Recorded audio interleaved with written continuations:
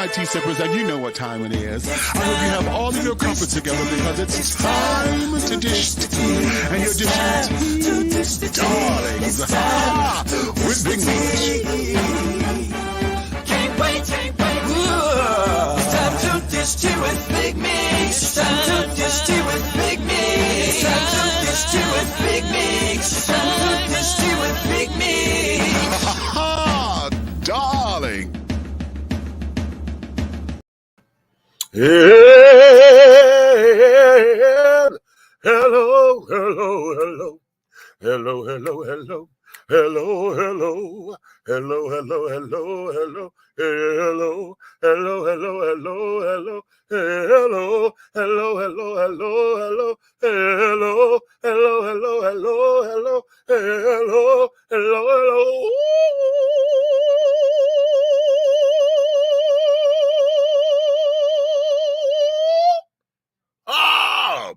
Our bitch is very robust today, honey.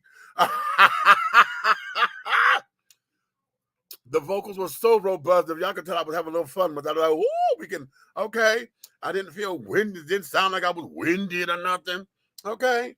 And I got my glass in my hand, honey. Listen, off the riff, honey. Y'all know, have y'all ever had chocolate wine before? Okay, this here, but y'all see my mug, honey. It doesn't fit this whole bottle. This here is the Choco Vino chocolate wine. Yes. So this is what we're going to be sipping on today. Ooh.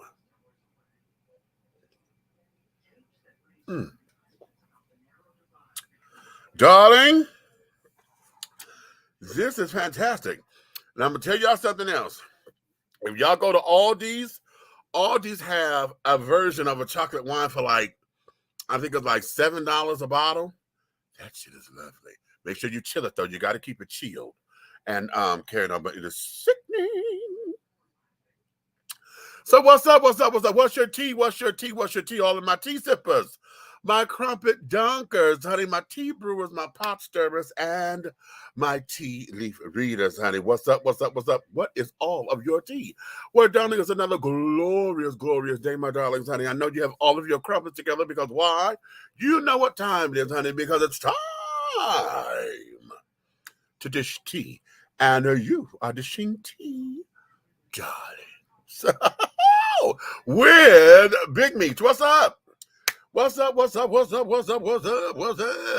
is still my birthday celebration. Y'all know that we're going to be saying that every time you see me, honey, up until April 2nd. After April 2nd, I got to give up the ghost, honey, okay? But we're still in birthday season. So we want to shout out and carry on to all those who are celebrating. I got to shout out somebody from my car club, honey, Mr. John Hall III, okay, who happens to be our road captain, honey. Today is his birthday. So, darling, we want to give him one-on-one a glamorous, old, passionate rider shout out. P-Riders, you know. Happy birthday, John. And listen, sweetie. Now, listen. Me and you going to get together, honey, because we really great. I'm going to show you how to do this. I'm going to show you how to upgrade your style, honey, to Pisces celebration. We're going to show you how to take this whole month the way that I do. So come on up in here, baby. Come on up in here. Now, wait a minute. Today is March 11th, and I really do believe that it's also Terrence Howard's birthday. Y'all know Lucius, honey, from Empire. I believe today is also his birthday. And I used to have that. I always got him. Yeah, it is. His birthday is today. He just turned 53. Mr. Terrence Deshaun Howard, honey. Ooh. Okay. One of my heterosexual husbands, honey. Yeah, I have a number of them. Okay. So today is also his birthday. Tomorrow, we're on the air tomorrow, but tomorrow, y'all know, is my brother Tony Terry. His birthday is tomorrow. So we'll do that when we get on the air on March 12th, honey. Okay, All right. So all my Pisces that carried on, honey, thank you for showing up and doing your damn thing, okay? So now we're going to bring in our co-host because, darling, we have a myriad of things that we're going to get through this evening and all of that, because tomorrow, number one, you know we're going to be starting late because we got a game tomorrow, and I'm going to be at the game, coming from the game to come here. we do have a special guest tomorrow, and I got to tell him that we got to come in a little later because I forgot about the game when I booked him. But tomorrow, we're going to have Mr. Jason Panda. He is the proprietor and the owner of B Condoms. He is the only Black-owned condom manufacturer, maker, creator in the world. Okay, so we're going to have him as our guest tomorrow to talk about Black men's health care and carrying on, understanding why the condoms and stuff are made, and that whole thing.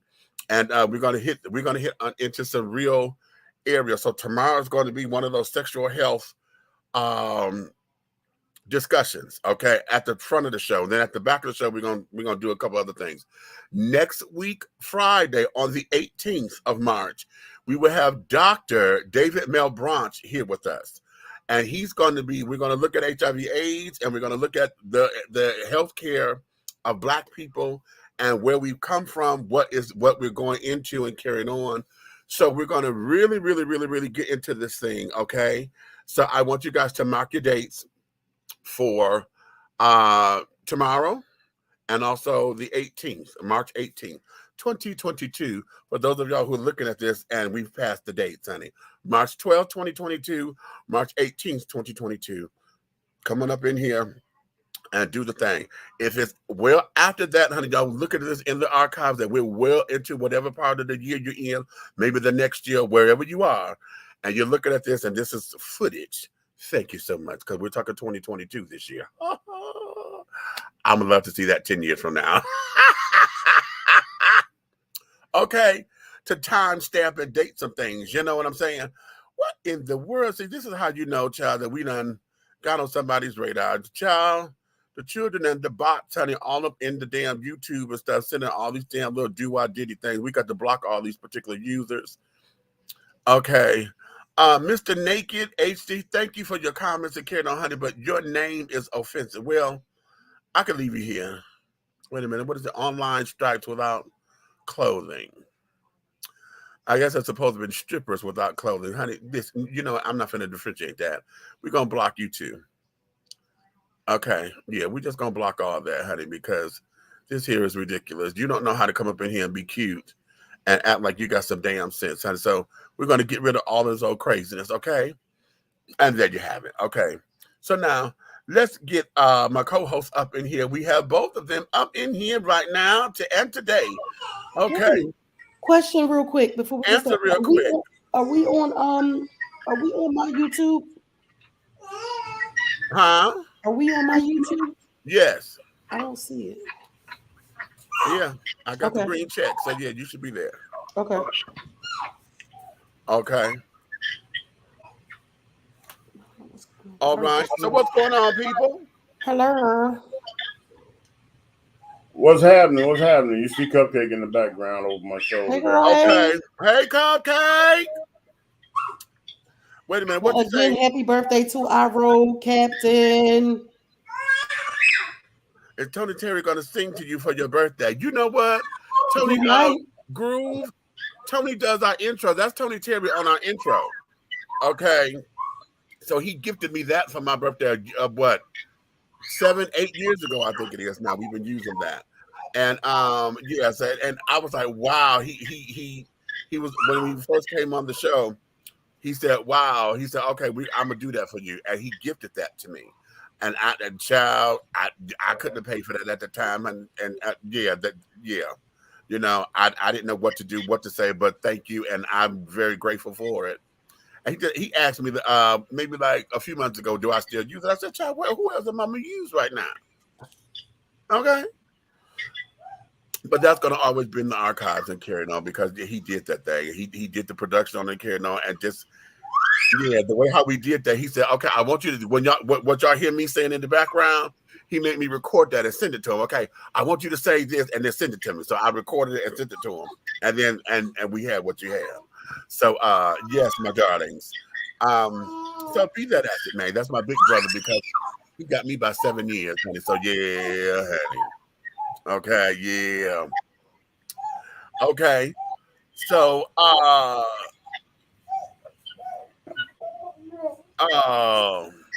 here is what's going on in the world today. We're going to get started because like I said, we got a lot to cover. And I want to start here first because I want to get we need to send up our prayers for strength and recovery to Mr. Deion Sanders. What's wrong with Showtime? Deion Prime Sanders, time. my darling, Prime time, I mean. he had to have 2 of his toes amputated. Why? What happened? Okay, I'm going to read. This is coming from Rolling Out Magazine. This is dated from March 8th, which was a couple of days, 3 days ago. Said it's been a very somber month for the normally flamboyant and irresistible Deion Sanders, the NFL Hall of Famer, who is considered to be the greatest cornerback of all time, announced to his 2 million Instagram fans that he had to have his toes amputated. Sanders, 54, shared the grim news on Tuesday, March 8th, 2022, as he previewed the next episode of his Coach Prime documentary with Barstool Sports and SMAC Productions on his social media page. The current head coach of the Jackson State Tigers revealed that the big toe and the second toe on his left foot had to be surgically removed several weeks ago. His foot never recovered from the surgery in fall of 2020, and he had been regulated to wheelchairs, scooters, and crutches. While showing the mangled foot in the video teaser, Sanders said he is in the caption that I endured a lot while I was in the hospital during our historic season, but I'm thankful for God being there to help pull me through, end quote.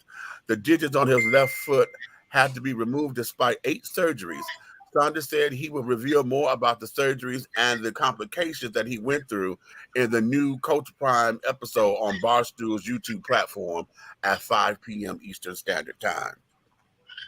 So if y'all want to find out more, you have to go on YouTube and go to Coach Prime episodes, okay?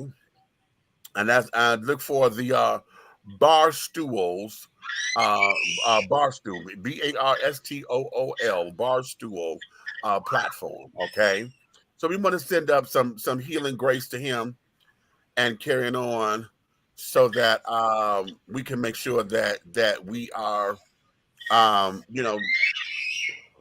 healing energies and things, and peace of mind and comfort and carrying on. Because when you have to take in surgeries and things, and you're not 100%, and there's a change in the body, and you're not able to do what you once used to be able to, that hits very differently. It hits very, very, very, very differently. And we want to continue to hold him up so that this doesn't cause any kind of depression, any kind of mishaps or whatever, and we can keep his mind clear. And as he processes it through, we want to be able to make sure that he has the strength to endure it, that he come out on the other side of this to have a testimony that's going to encourage others to continue to stand forth and go on and move on. Okay? We got something else. Yeah. DMX's fiance reveals their son Exodus has stage 3 kidney disease. He's still a little kid. Oh, wow. That's wow. You know what? I always say when God takes somebody out of here, and I always felt that X was gone too soon. Mm-hmm. But I think this is why, because he wouldn't have been able to handle this. This particular, he would not have been able to handle. I don't think so either. It's I some know things so. that I know so. After his grandmama passed, he has been nitroglycerin. You shake him up wrong, honey, it's over. Now you talking about his baby. I still can hear his voice when he sing the song, and he'd be like, Mariella Holloway. Yeah. You say her whole name the way he say it. Yeah. Just the way he say it. It grabs your gut. Yeah. So, oh wow. So, all right, children, prayer warriors and carrying on. However you pray, as long as you pray to someone who is positive and going to do the positive things. If you not none of those children who like to touch and agree, and that ain't your thing, I'm not asking you to do it, honey, because if you're not going to do it from the heart, I don't need you to do it at all. You hear? And it's okay. It ain't no judgment here, because that ain't your thing, and that's cool. All right? That's cool.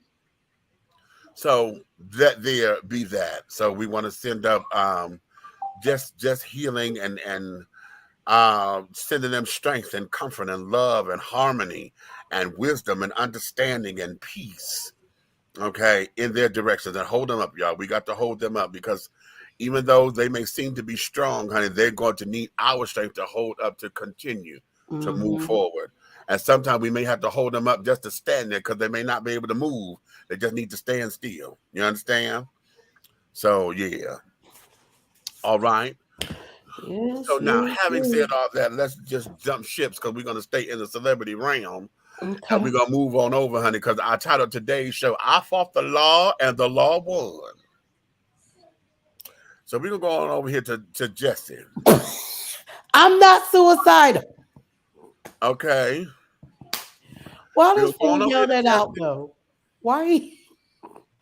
No, you know what? That there. Now I'm gonna tell y'all something. I'm gonna say something. Now we are laughing and we getting a kick out of that line. Well, he say he not. If you not, why do you feel like you need to scream it out? They trying to say that he is. Well, No. like I told your brother earlier, that he's saying that for a warning because the doggone he's going to take a few butt whoopings once he gets suited up in that orange jumpsuit and get behind that wall. Them people up in there, they ain't going home. Oh, they gonna handle their business. Well, yeah, I'm pretty sure they're gonna put him in PC. They do right. Yeah, they are because they're gonna have to. It's too high profile. Here's where y'all already know my stance on it. I still think. Listen, me and Meech, we think a whole lot different than everybody else. Yeah, because I still think he was set up. I do too. There's a piece in this, and I know what it looks like, and y'all can call us crazy if you want to, because that motherfucker lied and blah blah blah. Because everything is there, and it appears that way, and on the surface, you're damn right. However, there are pieces to this damn thing missing. There are pieces missing. And for me, he's just a better actor than that. Yeah, he could have did that way better and way different. And he's been doing it since with them all them little SMOLLET kids all been acting since they came out the womb. I know Journey somewhere probably like this some bullshit. I know, and that there is that. So I still say there's a piece in here, which is why him saying I'm not suicidal and carrying on, because whoever the setup is, whatever's finna go on behind these walls. I don't know why my spirit is telling me, and I could be wrong. I ain't gonna say nobody's name. But, I ain't got no money for no slander. I'm gonna have to say allegedly because this is okay. Allegedly, I think Miss Daniels got something to do. Hello. I've been saying that from the jump. I think his shady ass. He's a shady ass. Girl, listen. I'm gonna tell you this, and this is how I came to my conclusion. And again, it's just speculation. I have no proof. Y'all, you can't go look it up no damn well because there's nothing. Yes, we are saying allegedly. Do we need to get like Maddie and hold up allegedly sign? Okay, no. What I would have. No, we ain't got to hold it up. I'm gonna run it across. I'm gonna make it as a banners, allegedly banners. This is just alleged. Allegedly. This is alleged in our opinions. This is our opinion. We ain't saying it. Who gonna sue you? Shit. You know what? Hell, they came for Tasha K, honey. So, you know, we podcast. Tasha K deserved it though. But she did. Okay. She definitely deserved it. Because she know that she flat up make up lies about people. She don't say this my opinion or nothing. This bitch just say this was happening. Listen, and Cardi was not with the shit. She like, okay, bitch, well, this was happening. Okay. Okay. So I don't know where you gonna get that $4 million from, Tasha K, but you better that insurance, that YouTube insurance better be real good. Okay. Okay, wait. And then she got nerve to be on the air all the time, talking about some people interviewing her, asking her what she gonna do. She said, well, I ain't got it. Yeah, and that was tongue in cheek, okay. But yeah, I know she was just playing, but you know how people take sound bites, and that's exactly and they will take them sound bites in the courtroom. That's exactly what happened. That's how that became a story. But when Tasha K said she ain't got it, and I'm like, listen to the context of what she did. Yeah, if you watch the whole thing, she's just playing. Because playing. Afterwards, she says, you know, we got insurances and stuff like that put in place. So, but all it'll take is for, you know, those judges and stuff don't be watching all this kind of stuff. You get the right lawyers to come in there with the right soundbite, They'd be like, "Oh, you making fun of the law." Here is why my opinion is this, and this is how I derive to this particular thought. Now, allegedly, there was some smoke that Lee was attracted to Jussie at one point, or that there was this whole big old thing about that. Okay. Now I don't know what the hell that is, but okay, it could be something because Jussie is an attractive, little yellow boy or whatever, so that's cute. But here's where it was. When all of this first started, Lee was right on board with it. Oh my God, this is my son. This is blah, blah, blah, blah, blah. Okay. Then all of a sudden he jumped ship. Nobody else jumped ship. What they did was stop commenting, right? We're going to let this happen. We're going to stop commenting because that's our family. That's our family. Taraji, Terrence, everybody else said, no comment at this moment. We just going to let it roll. And that's family. Okay, right. We behind him because that's family. That's all they said. This motherfucker, he distanced himself. He then went on the thing, was like, oh my God, how would he do something like this? And blah, blah, blah, blah, playing that goddamn card. Now, on top of that, what he ended up doing, did y'all remember Miss Super Bitch, the little bitch that was backflipping in the pumps and carrying on? Yes. Because that flipped me out when they first did it. I was on. Listen. Okay. She, doing her interpretation of Catwoman and shit. And that's cute. Well, remember, Lee had said, I found my superhero, my first gay superhero. Well, that was on Miss Thing. She was supposed to be doing a project with her. Now, we don't know where that's coming because she made it viral that she done met little Miss Thing, honey. Oh, I'm super bitch. And all, she flossing. Okay. Where she's young, okay, and now she had become the new it thing, right? We don't know what the hell happened because everything else went dead. Now, if anything is true about the rumor that he was liking Jussie and this, that, and the other, yeah. Jussie had a lover, remember? I never really knew nothing about his personal stuff. Jussie had a husband. Okay, and this, that, and the third. So whatever this is, there was shit on the table talking about something. He was getting death threats and this, that, and the other. They were trying to say, "Oh, he did that because he was trying to get more money out of the show," and they didn't jump to it and this, that, and the other. Somebody got mad. I'm telling you, somebody got mad. That's what it sounded like to me. I was like, "This just don't sound right," and I just don't see him being. Publicity stunts, yes, they have them all the time, but not them being that sloppy. Right. And then on top of it, everything with this damn thing here, okay, it doesn't make sense. Something don't smell right. Something don't smell right. I've always said that this was possibly a working scene, a possible script that they were trying to write out or whatever. Yeah, somebody else was saying, Keisha was talking about something. If you wanted to just do this, you should have just wrote a script. I said, y'all know my doing is petty as shit. But I say that they were trying to. I say that something in this was a tester that went too far.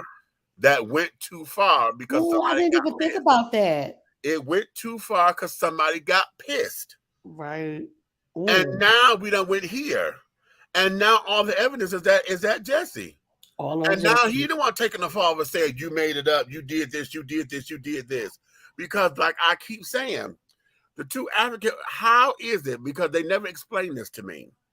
You have video footage, so you say, of two guys who did not have a face. Y'all couldn't make no identification on those guys.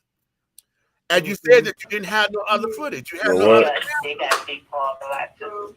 Okay. You had no other cameras. So if you didn't have any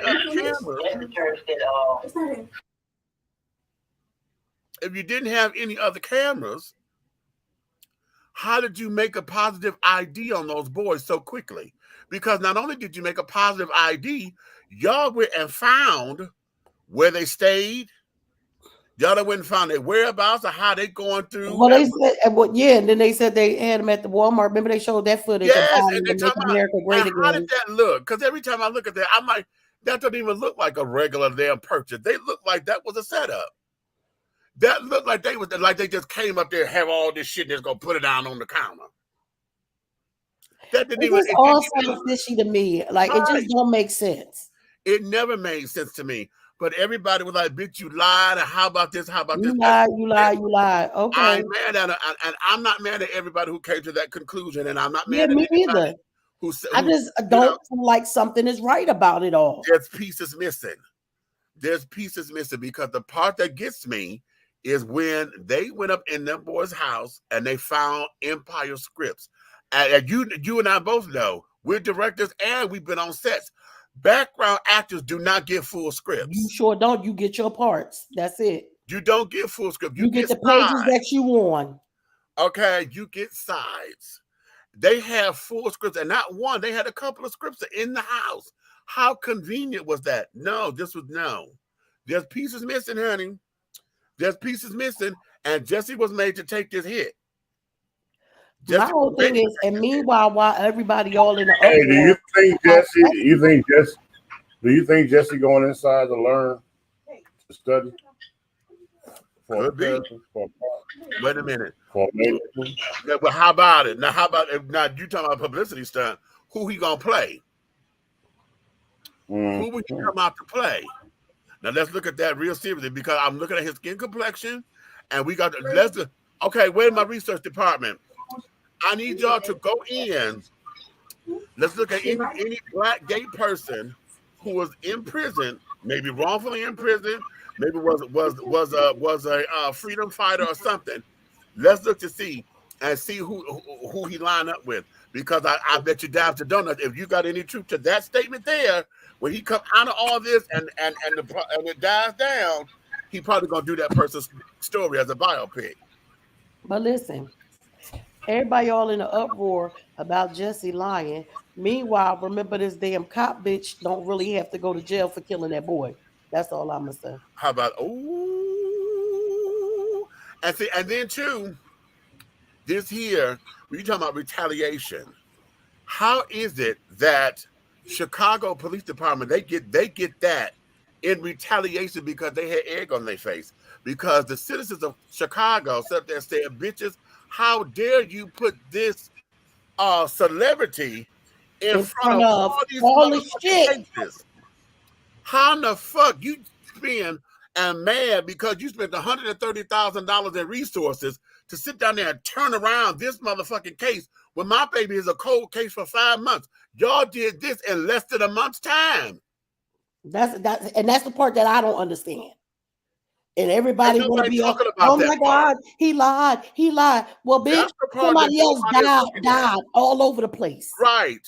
Nobody is looking at that part. And then I'm gonna tell you what the other thing that's pissing me off is the fact that you got this goddamn lesbian bitch as a goddamn mayor there.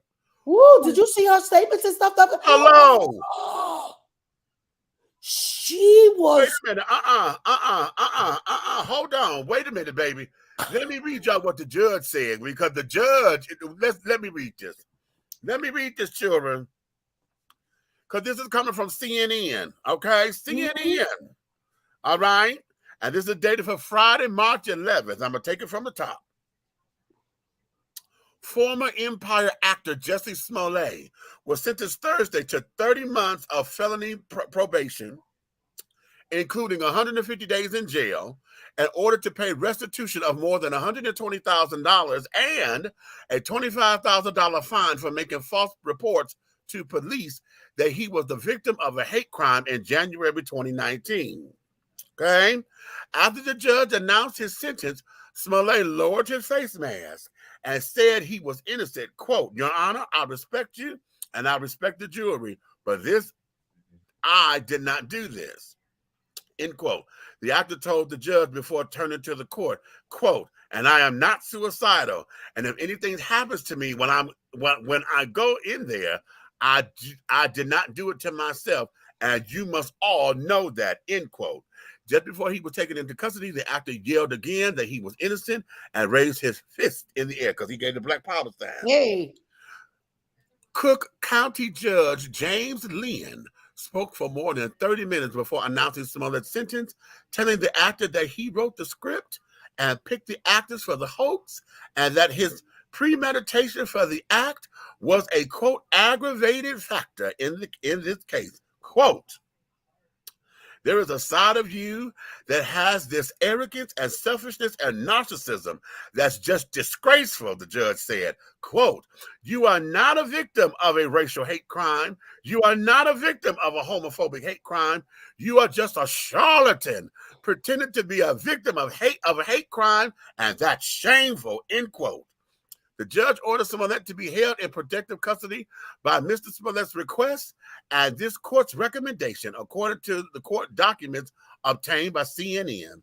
On Friday, the actor was being housed, quote, in his own cell, which is monitored by security cameras in the cell and by an officer wearing a body-worn camera who was stationed at the entrance of the cell to ensure that Mr. Smollett is under direct observation at all times. The Cook County Sheriff's Office said the officer.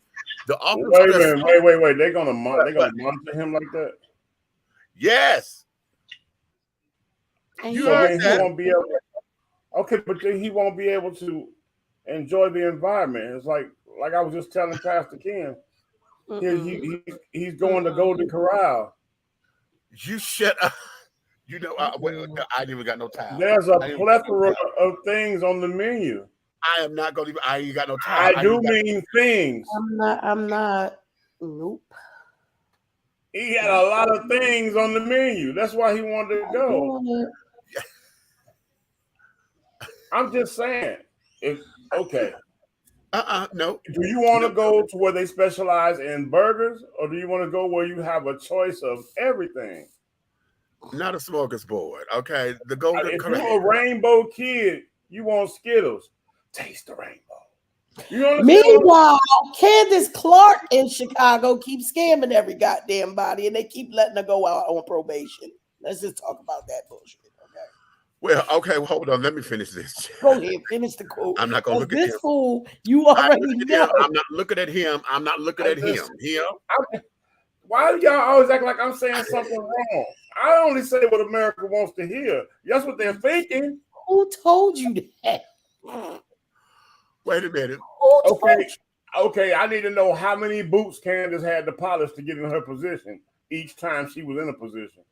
The office stressed Smollett was not being held in solitary confinement, noting that he is entitled to, quote, substantial time out of his cell and is able to use a telephone, watch TV, and interact with staff.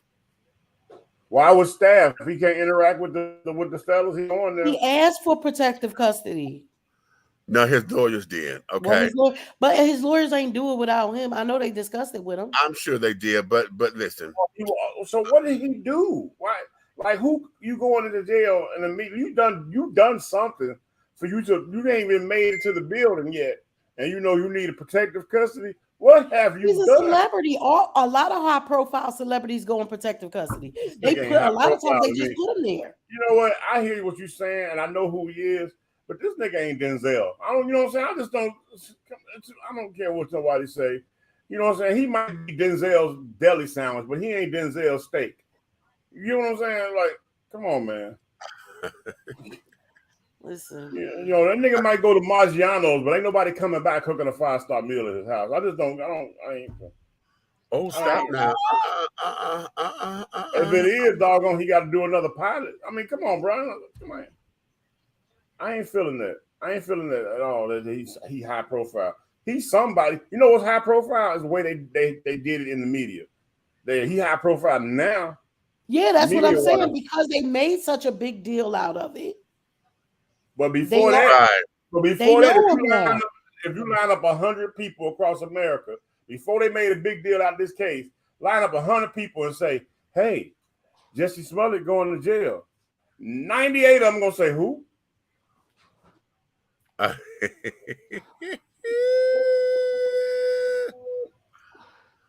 And then they gonna say, watch Empire. And then they gonna say, they watched it. Then they gonna say, The little gay boy from Empire. Oh,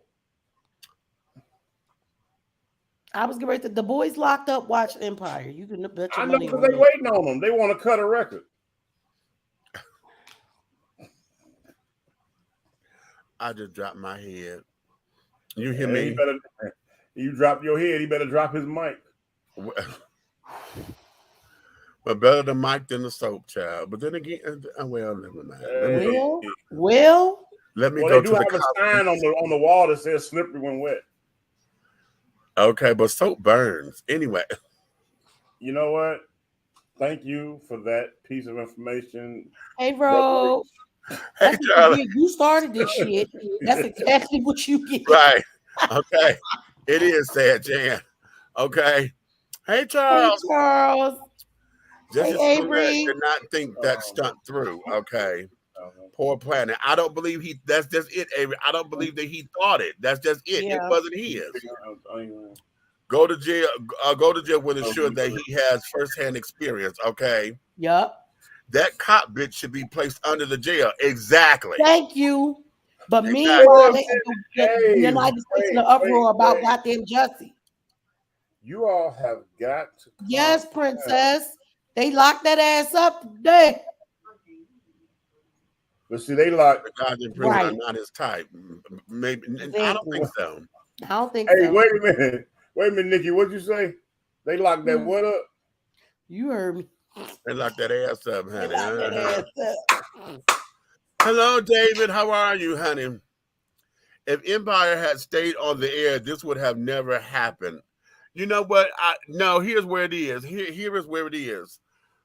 Because it ended up going off the air because this had happened. Yeah, it went off because of it. Okay, because they couldn't pull it. They couldn't come out of what's going on because they tried to save the show by writing his character out. Mm-hmm. But no, they should have used it. They should have used that to what it was.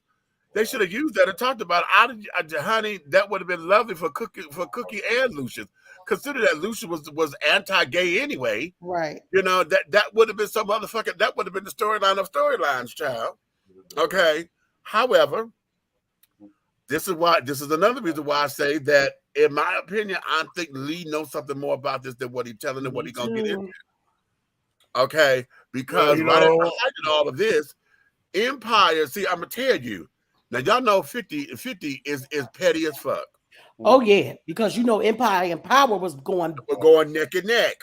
Now what I come to here's the read.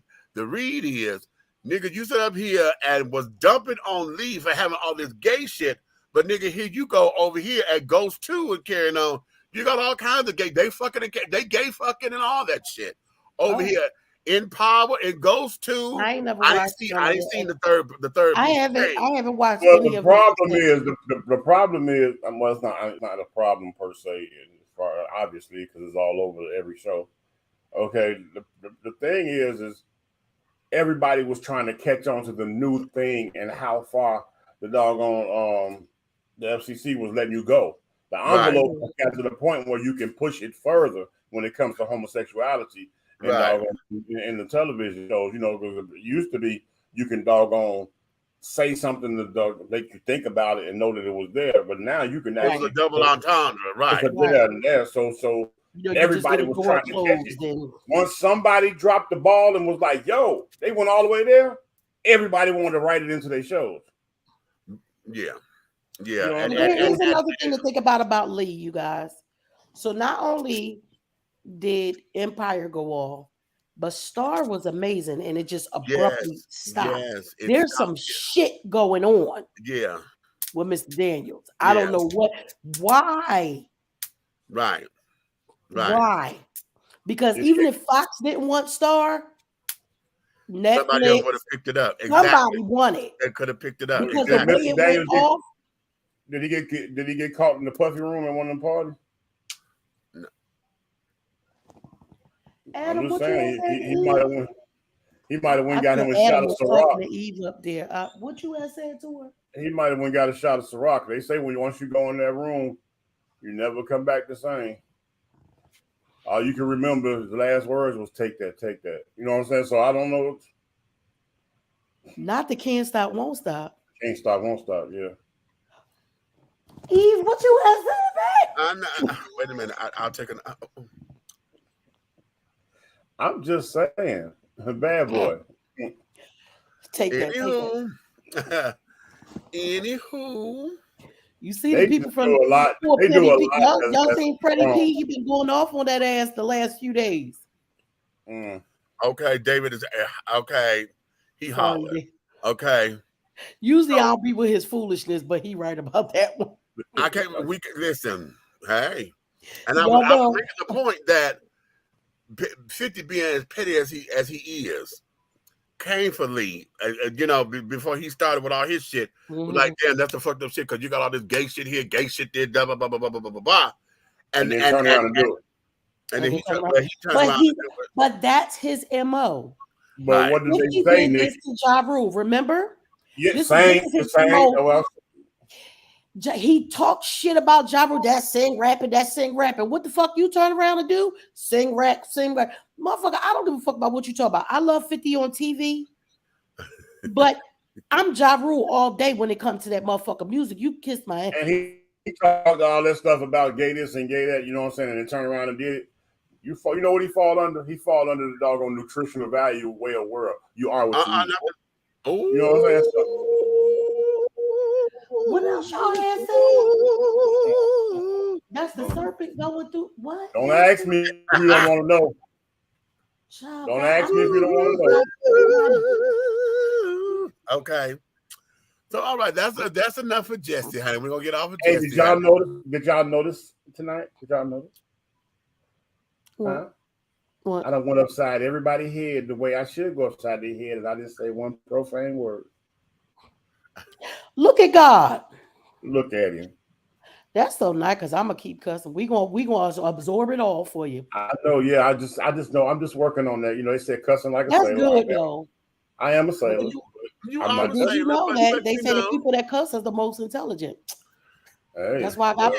Yeah, that's true. Look, that's why I got. They used to say the people who cuss was don't. Ignorant. Yeah. They were ignorant. And they don't have a vocabulary. But what it is, after you get a degree, as all of us have, I got to. But what it is after you do that, people cuss because they're afraid to say a word that somebody might not understand. That prolificates a level of education that they wouldn't seem to understand. So anybody wants to figure out. You can't sit up there and talk over their head because then it ain't a read. Okay. Right, Avery. Right, Avery, because we were going to go there. All that time he's in. I was going to go there because here's the read on that. I was just talking about this today. Because for Damon Dash to clock this thing at a Ross concert. Now, number one, keep on forgetting. Remember, that's why Dame and Jay-Z things start splitting up because Dame's still street. Right. Dame rolled up on that ass. The thing of it was because we know him to be so street. For you to be at a Ross concert, bitch, was saying something. I'm like, wait a minute, you at Ross's concert and Clock walked up on Miss Lee, honey. I'm like, bitch, where my money? They said, oh, he's down at the Diana Ross concert right now. Dame said he where? Right. And showed up at I'm gonna meet you where you at, sir. Now, if y'all, I forget what song she in, but you clearly hear Ross in the background singing. She was at Lee was at the Diana Ross concert. And Lee trying to talk you. So can we talk about this later? No, because it's been years. Why you do that to that man? Yeah, it's been years, and I got to come search you down. Like, we can talk about it later. Yeah, like I got kids and shit to feed too. You know, you blowing up. I invested in you when you ain't had shit, and ain't nobody know who the fuck you were. You were, and carrying on, and you ain't even came by and listen. Can I do a down payment or whatever? Can we do some deals together? Come on, Dame. Let me help you with some of those things. It's going. You know how we always say it's all gonna come out in the wash. It's gonna come out in the wash. You know what I'm saying? But nevertheless, you know, hey, Mr. Smollett is picking up all his ramen noodles and his honey buns right now, and they have been ordered, honey. Yeah, so he ain't gonna be he probably be able to get the ones with the frosting on it. I just hope there's no Snicker bar on his pillow when he get there. You know what I'm saying? So he knows not to eat it. You know what? Chocolate is amazing. I'm gonna talk to this little black angel I got in this thing. Y'all see this little black angel I got in here? I'm just talking. So chocolate is ownership once you eat the Snicker. You know what I'm saying? Hello, or the Three Musketeers, honey. Not with the nougat. Yeah. Not the nougat. And if you're in the right prison, it'll be a Kit Kat. Hot damn! Break me off a piece, honey. Break me off a piece of that Kit Kat bar sugar. Jussie better stay your ass in that damn cell. Well, that's why they got that. They gonna have him under surveillance. Stay your ass in that damn cell. They want to see how big his dick is. They gonna clock every time he jack. They gonna clock all of that, honey. So yeah, it's all for research purposes only. This world is crazy. Okay. Now staying in the realm of celebrities, honey. Okay. Let's send him don't forget that lady name I said too. That scammer in the Shy. Red. We need a code said. Do Uncle Red know her? Listen. And we trying to how the fuck this motherfucker keep getting around everything. Now listen here, nigga. You about to get on my nerves. Who? This naked motherfucker. I think he's going on everybody's page because I blocked him on one page. And I think who was he on? Pages. He on mine? He must have went to mine. He on Red. Who page is he on? He on something. I don't know. It doesn't tell me. It just says he on YouTube. I keep blocking him, but then he keeps popping up. Let me see. Okay. Is he saying? Is he being improper? The name, honey. He just sit up there with. No, I just don't feel all that shit today. He being a troll. That's what he is. Right. He being a troll. Okay. So here we are, y'all. Wait, what's the name? Naked HD XYZ online strips without clothing. They saying I done deleted stuff. I ain't delete. Oh, you must be. No, I'm doing it over here. But I got a LaKenya Shaquan Williams. No. It says it's been hidden. Okay. Maybe so. Maya Sam.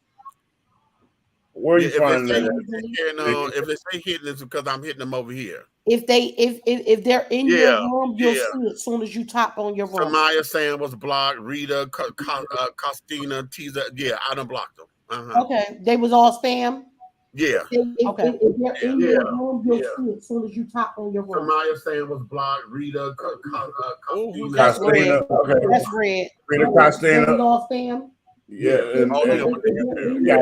what's this? What you got? Megan 560 something? I saw that. Yeah. We being spammed. Just cut your other device down over it.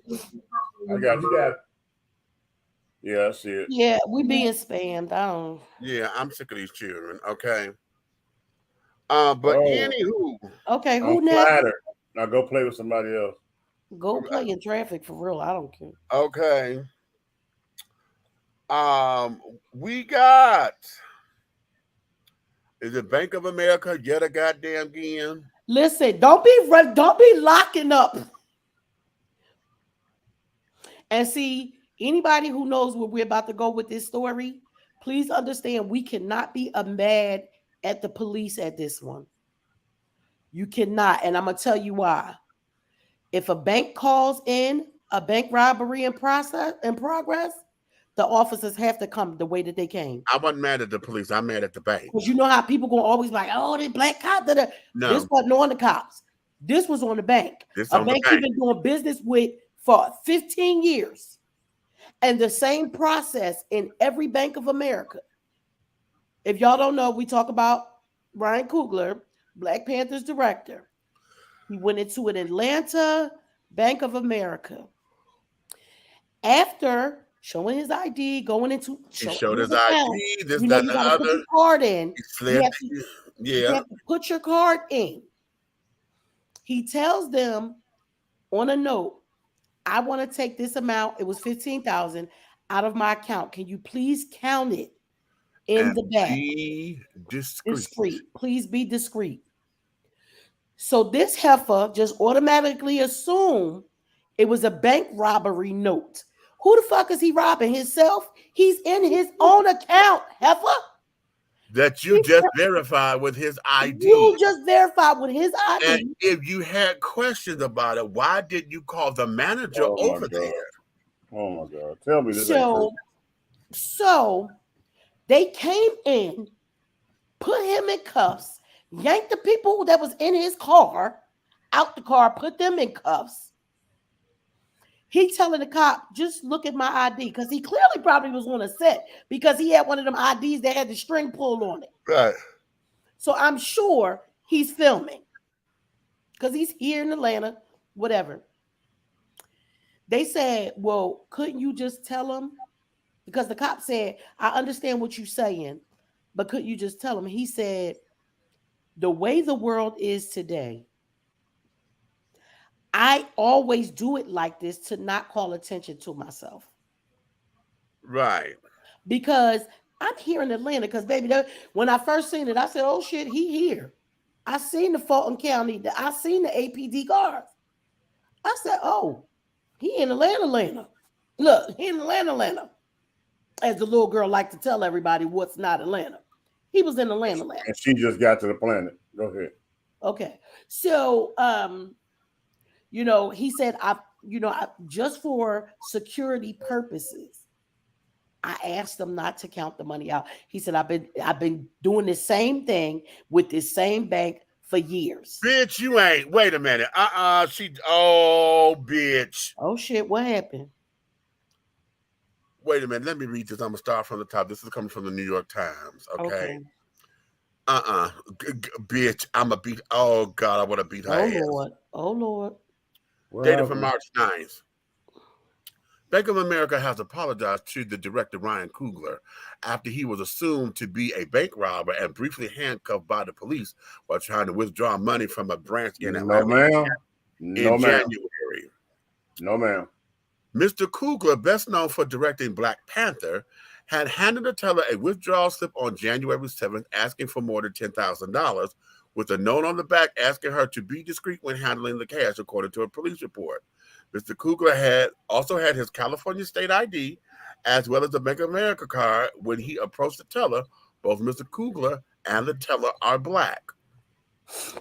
The teller, quote, received an alert notification, end quote, from Mr. Coogler's account and quickly advised her manager that he was trying to rob the bank branch in the Buckhead section of Atlanta, the police report states.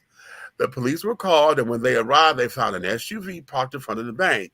The driver identified Mr. Coogler as a movie producer and said he was waiting for Mr. Coogler while he was making a transaction inside the bank. A woman who was a passenger in the SUV gave the same information. The officers were given a description of Mr. Coogler that matched the description of the man who was reported to have been trying to rob the bank, police said. The officer said they detained the driver and passenger and placed them in the patrol car. They then removed Mr. Coogler from the bank in handcuffs and determined that he was not a bank robber, according to the police report. The police confirmed that the episode resulted from a, quote, mistake by Bank of America and that Mr. Coogler was never in the wrong, end quote, according to the report, which adds that Mr. Coogler was immediately taken out of handcuffs and that the two others were taken out of the patrol car. All three were, quote, given an explanation of the incident, as well as an apology for the mistake by the Bank of America, end quote, the report says. In body camera video released by police, Mr. Coogler was shown sitting handcuffed in the back of a police car. He explained that he had been withdrawing money to pay a medical assistant who works for his family. He said that he had passed a note asking for a discreet withdrawal because he doesn't feel safe when he withdraws cash to pay her and has to wait as the bills are passed through the counting machine. Mm-hmm. Quote, I'm trying to get money out of my own account, end quote, he told the police in the video. The teller, quote, never said it was a problem, end quote, Mr. Coogler said, adding that he used his bank card and pen and had given her his ID.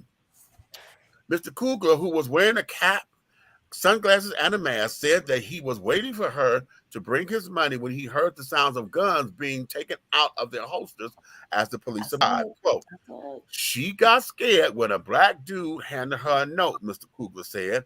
I don't know what else to say, he added. If she was scared, she got to admit that. In a separate video released by the police, the teller told investigators that Mr. Coogler kept pointing at the note, and even though he handed her his ID, quote, her stomach started turning, end quote. On her computer, the withdrawal was flagged as a high-risk transaction. Because it's over $10,000. $10,000, okay? She said. She told her manager, I don't feel comfortable about this transaction, end quote. The manager suggested that they talked to the customer, but she worried that he might have a gun, she said. So she called 911. She added that, as a pregnant woman, I had to protect myself and to protect my child. I don't want to hear all that. You felt like something was wrong with the transaction. Now your manager is already. You talked to your manager already. Wait a minute. Hold on. Let me solo. Bitch, let me tell you something. Real quick, like. Okay. Number one, bitch, you in motherfucking Buckhead. Okay. Ain't nobody bold enough to come up in Buckhead to rob no goddamn bank in the daytime hours like that your stomach got a little twizzle in it. Bitch, that was the baby kicking. Number one, since you claimed you pregnant. Number two, if you was that goddamn worried about your unborn child and carrying on, why didn't you turn it over to the manager and take your ass to the back of the goddamn bank to be out of harm's way if you was that motherfucking scared? Bitch, don't give me that. Do not give me that up in here today. That's the part that, as a pregnant woman, I have a right to protect my unborn child. Fuck you, hoe. Hey. Goddamn hell that you come from. Because, bitch, regardless of all that there, you just said something to be cute up here on this goddamn. First of all, she didn't follow what her manager told her to do. So, bitch, you should be fired. And that's the other thing. About you being pregnant. Right. The manager said, let's talk to him. Oh, he might have a gun. Then she just said, you the manager, you talk to him, I'm going to the back. Yeah, even if you got a bad feeling about it, you talk to him. You talk to him. I don't need this. I put it in your hand because this is above my pay grade. Because at the bank, just like everywhere else, when they need to check your ID, what they say at the airport and stuff, can you pull your mask down? Right, because you got to look at the glasses off, pull your mask down. And I'm sure, wait a minute. And here's the other thing. If you did not do that, hooker, then that's your fault. Then that's on you again. So here we go. We wrong. So did fired. You the bitch. No, I won't say fired. What I will say, bitch, you need some time off. I would suspend her for a few days. She do need to be, because you first of all didn't follow the instructions of your manager. Insubordination. You profiled a prominent member of that bank. Right. Okay, for him to come in there and ask for $15,000, he got plenty of money in that bank. And here's the other thing. And which he probably pull out of all of it. Wait a minute. Here's the thing, because see, what we do know about banks is this. Every bank, honey, they will insure up to $250,000 in your account. Right. Okay. Now, everybody knows, honey, over a certain amount, it becomes a red flag because for the most part, banks will not have that kind of money in the bank. In the branch. It's you have to call ahead and let them know. Ahead so that they can sit up there and do that, right? So him coming up in here saying be discreet and carrying on, he knew it was going to take some time because they got to count it. Didn't he? He said, and he didn't want the money counters counting it. That's what he was saying. Because you're going to hear all that money going through that damn thing. Exactly. And I'm in here incognito. Girl, you need to be working in the office helping people open up accounts. I'm not buying that. And then I need to know how long she's been working there. Right, because this is just, I don't care if it was 6 months. If it's 6 months or I don't care. You've been in finances a little too long. Now, but look what you just did to another black man. Look what you just did. You done traumatized this man because every time a police pulls out their weapons and stuff on a black man, he don't know if he gonna make it home.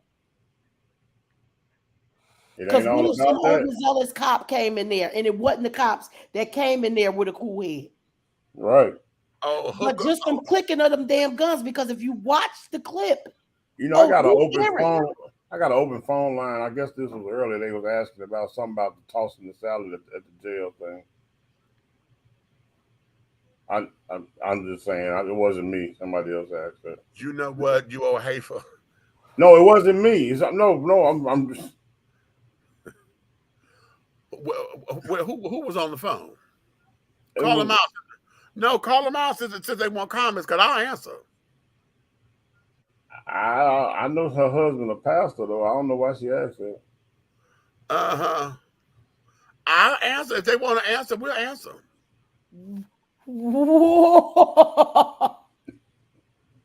If they really want to answer, but you know you got the right one, baby. Uh-huh. What? You hateful ass. The Lord ain't through with him yet, y'all. I'm just reading the comments.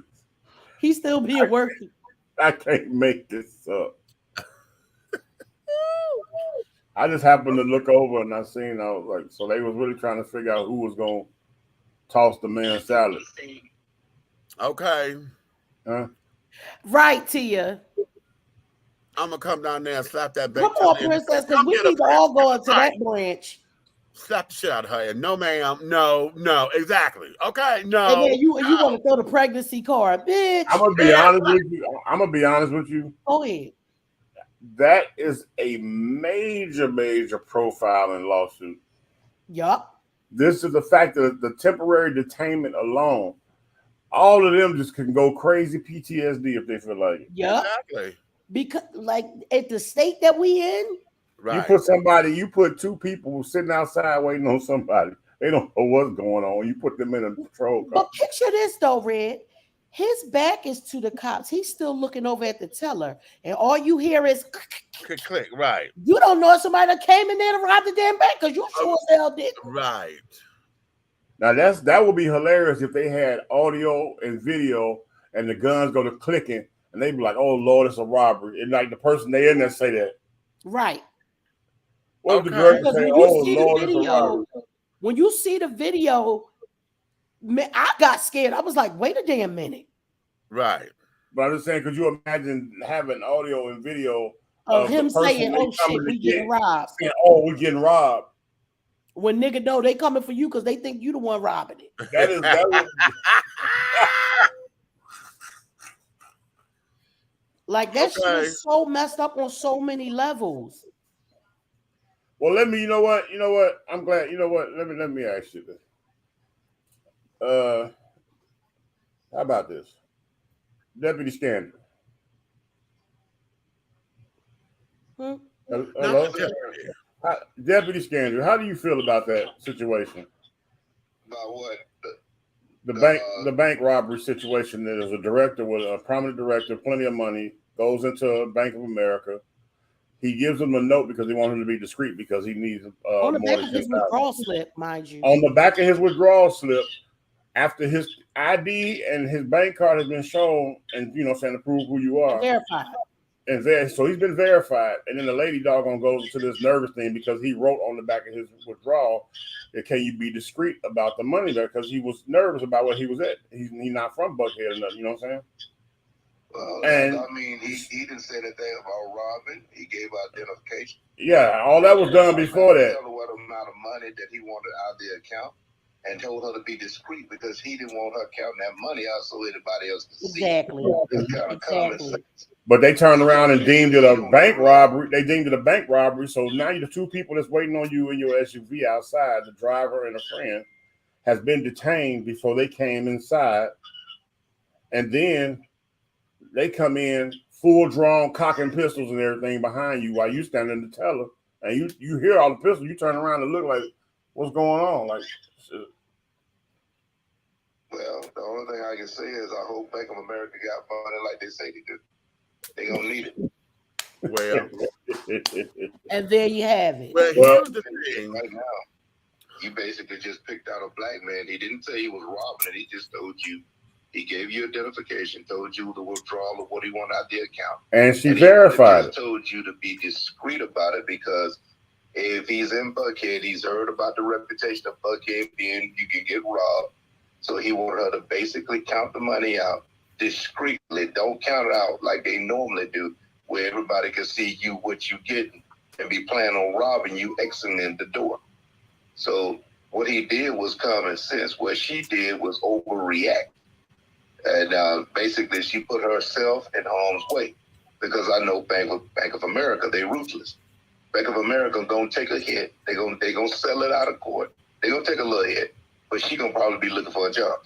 Mm-hmm. Well, here's what it is, because now this happened back in January. Yeah, we just hearing about it yesterday. Hearing about it now. Yesterday. And so Ryan has already said, you know, that the bank and him have come to an understandable agreement, and he's fine with it. He accepted it, and they moved on. Okay, it's now a story because media done got a hold of it and this, that, and other. That's all that's been playing all for the last 30 Yeah, because they didn't air it till yesterday morning. Can we use basic English? Bank of America just gave him some money. It made him happy.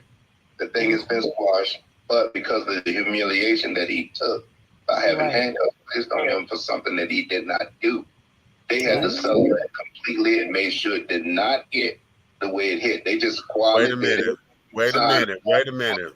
Make sure he didn't do nothing else. Right. Catch the stunt, bitch. And if it come out this way, I'm gonna be so happy.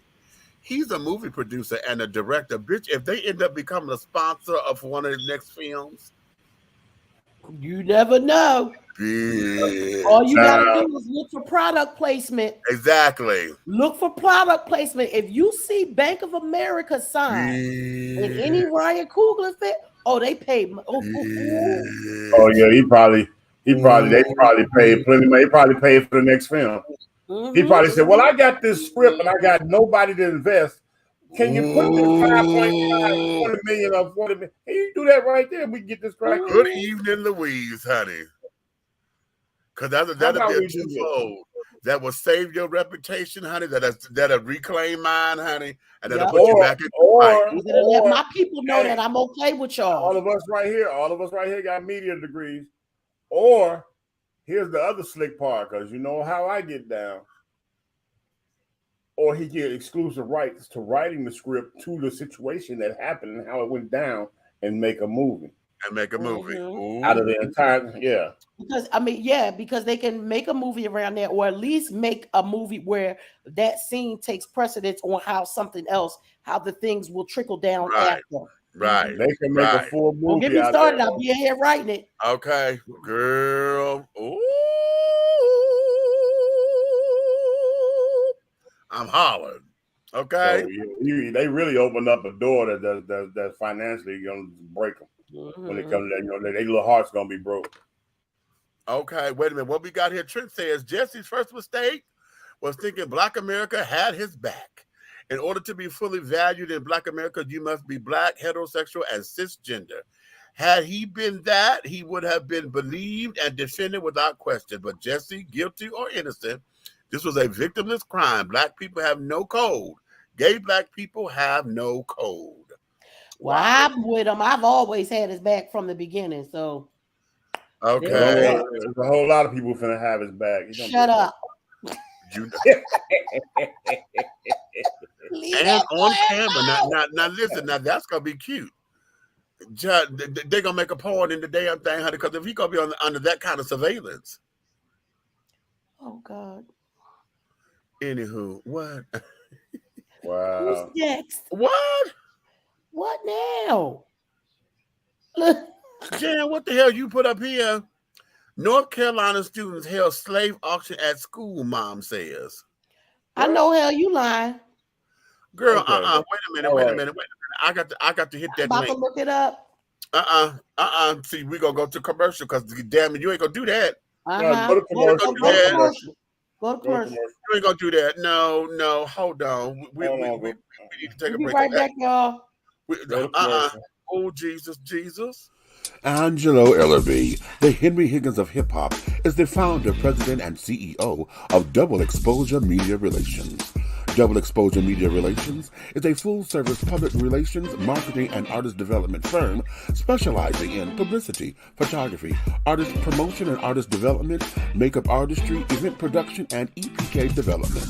Celebrating over 45 years in the industry, Angelo believes that a culture that does not take care of nor respect its artists is a culture that leaves nothing behind to appreciate. Let Angelo help you make dollars and cents of the entertainment industry. Contact Double Exposure Media Relations at 201-224-6570. That's 201-224-6570.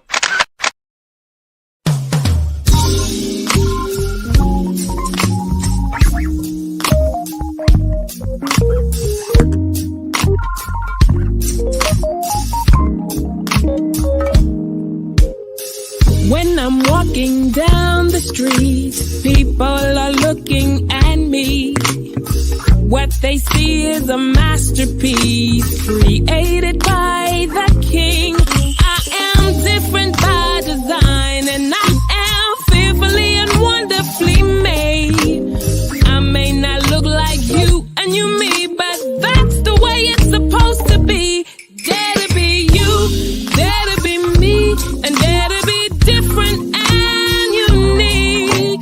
I'm gonna be the best me I can be by letting His glory shine through. Dare to be you, dare to be me, and dare to be different and unique. I'm gonna be the best me I can be by letting His glory shine. Hey, you want to be a part of God's plan? Look at this angel. That's right, the shine, the sheen. You can only get that at Royal Extensions. Hit us up at Royal Extensions, www.royalextensionsatlanta.com or IG Royal Extensions 20. If you want to have the same thing as God's plan, you get it right here at Royal Extensions.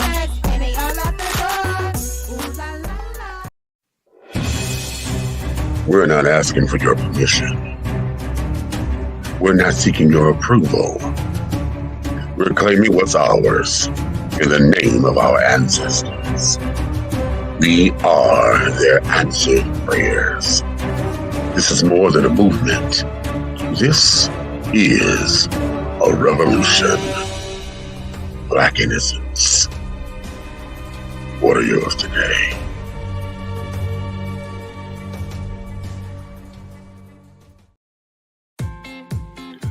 Attention all business owners. Use your advertising dollars here. Looking to reach a more diverse audience for your products and your services? Well, this is the platform for you. Dishing Tea Entertainment welcomes all businesses who wish to expand their brands and looking for clientele that's more than grown and sexy, but also the seasoned and sophisticated. For more information on how this spot can be yours, contact Big Meat at 404-914-5610 or go to our website at www.dishingtea.com. Please wear your mask. Wear your mask. It is very important for you to put on that mask. This is not no joke, and this is not no rundown. Wear your mask. If you vaccinated or not, throw on that mask and stop lying, telling people you vaccinated and you know dang on well you ain't vaccinated. You over trying to get people sick. Stop lying, saints. Hear the music. Wear your mask. Wear your mask. Wear your mask. Put on that mask. Wear your mask. Wear your mask. Wear your mask. Put on that mask. Wear your mask. Wear your mask. Wear your mask. Put on that mask. Wear your mask. Wear your mask. Wear your mask. Put on that mask. It is very important. Put on that mask. Put on that mask. Put on that mask. It is very important. And stop lying, telling people you vaccinated, and you know dang on well you ain't vaccinated. You over trying to get people sick. Trying to get people sick. You over trying to get people sick. People sick. People sick. You over trying to get people sick. Trying to get people sick. You over trying to get people sick. People sick. People sick. Wear your mask. Wear your mask. Wear your mask. Put on that mask. Wear your mask. Wear your mask.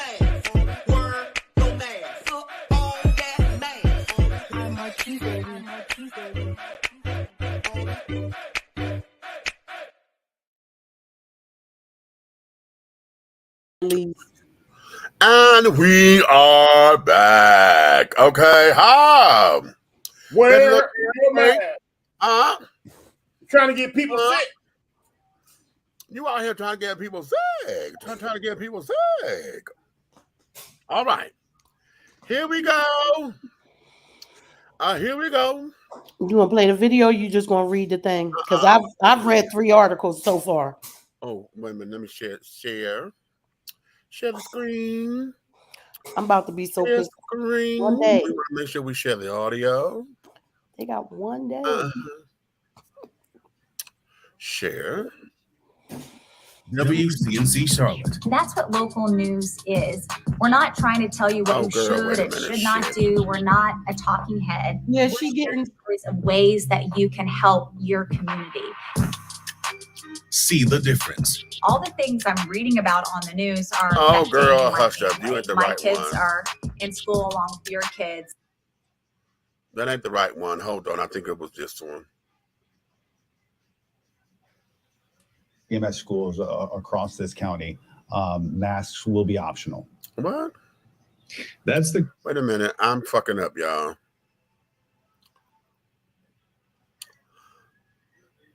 Okay. I'm trying to get to the story with girl. Fuck it. I'll read it because I thought I had the right one. A Chatham County mother said her son experienced a slave auction with her classmates at J.S. Waters in Goldston last Friday. In a post on social media on Friday, Ashley Palmer said her son told her that one of his friends went for $350 and another student was the slave master because, quote, he knew how to handle them. Palmer said that she already has a video of Chatham County students harmonizing racial slurs. On Monday, Palmer told WRAL News that students who participated in the, quote, auction have been suspended for 1 day, but was unaware of any punishment handed down to those shown in the video. Wait a minute. Oh, that's it. That's all they wrote. Oh, you ain't get what I got then. Oh, that's all they wrote. Wait a minute. No.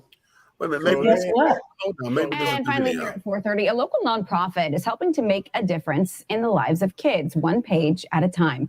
No, that ain't it. Larry Okay, Sprinkle shared- I done fucked that up because it ain't right. Okay, but listen, I'll give y'all the rest. So not only did they only get 1 day of suspension, there was like one white lady that they spoke to. She was like, yeah, well, you know, we talk to our kids about things like that, about right and wrong.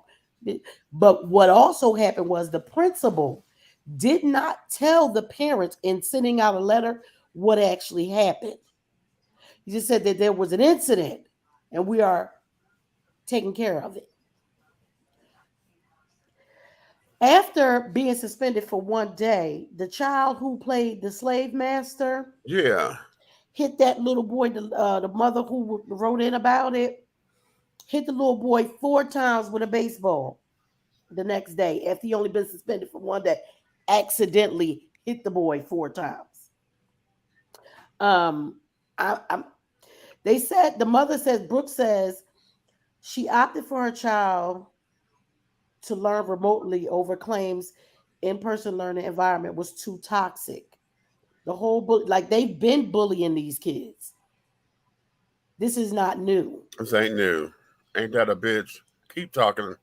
Okay, Gerald Givens of Raleigh Apex NAACP says his organization has seen, I'm sorry, because my screen is correct, seen an uptick in the number of complaints as students return for their in-person instruction. Racism and discrimination exist in our society, and we need to deal with it, said Givens. Black and brown children at young age, they are experiencing racism, so that means the others have to be willing to learn so that we can prevent it from happening, he said. Accountability involves more than just disciplining students for these harmful acts, Givens said.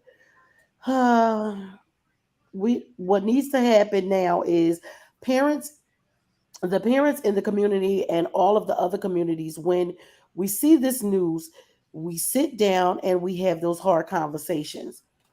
Yeah, how about Y'all, how about what? But that's us having the conversations with our kids. That's cool.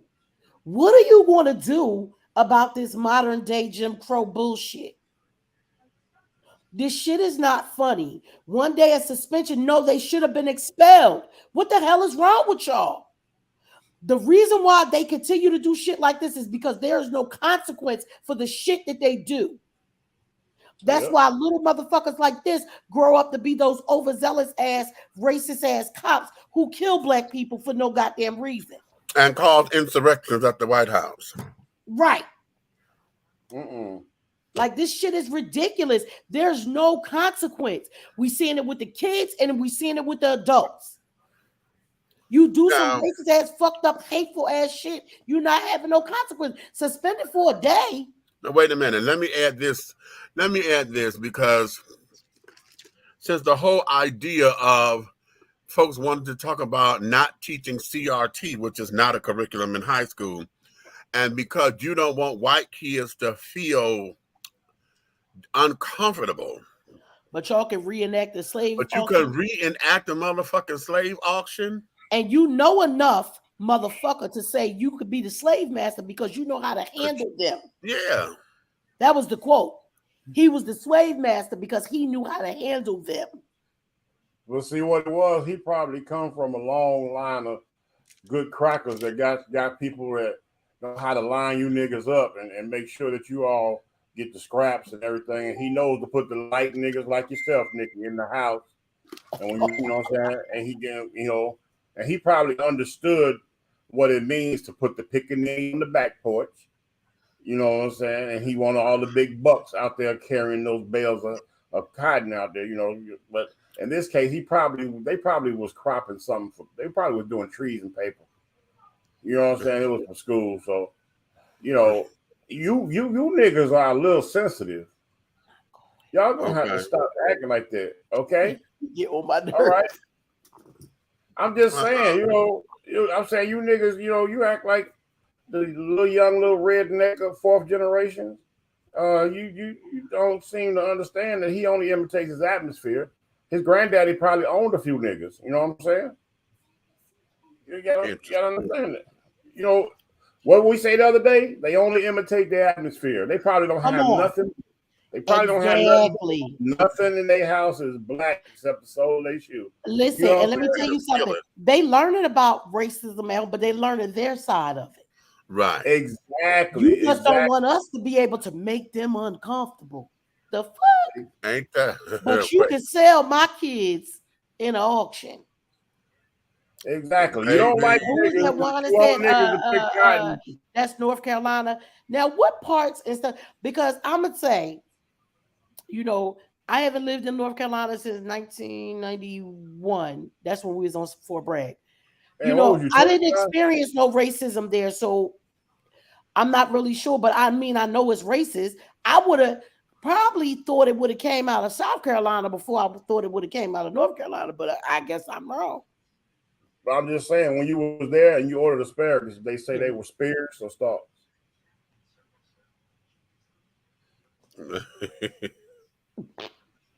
All the sandwiches came in white bread. I order asparagus spears, sir. All they sandwiches came on white bread. I don't eat white bread, so I don't know. Listen, we're gonna stay with this education system because I told y'all earlier, honey, that Florida State Senate, they passed the Don't Say Gay bill. Is that almost like a don't ask, don't tell? Basically.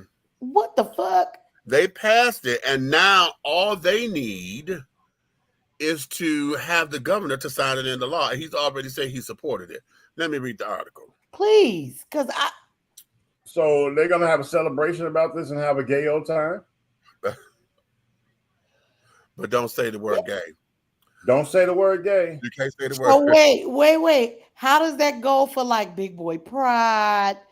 Gay pride. How does that go? How does that go? Like I asked my brother the other day, how does that go if you go to watch a Motown movie and you got to say, hey, look, it's Marvin. Shh. You know what I'm saying? Like, right. We can't say that either. All right. I'm not, you know what? It's 1 million gay people in Florida. What the fuck are you talking about? Let me read this article before. Joe, this world just get crazier and crazier. Florida State Senator Ilena, I guess I'm not pronouncing that right. Garcia needed a way to justify her vote to discriminate against LGBTQ people, and she reached deep to find one. I don't mean to cut you off. I'm really sorry. What'd you say her last name was? Garcia. So she a person, she a POC, right? Yeah, POC. I'll just make it sure. And she's a Republican. Voting to ban elementary school teachers from mentioning LGBTQ people is okay, she insisted, because being gay isn't permanent, and some transgender women are lesbians. She knows this because her friends are all LGBT, and I don't pander on that, end quote. But you know they can wash it off. Gay is not a permanent thing.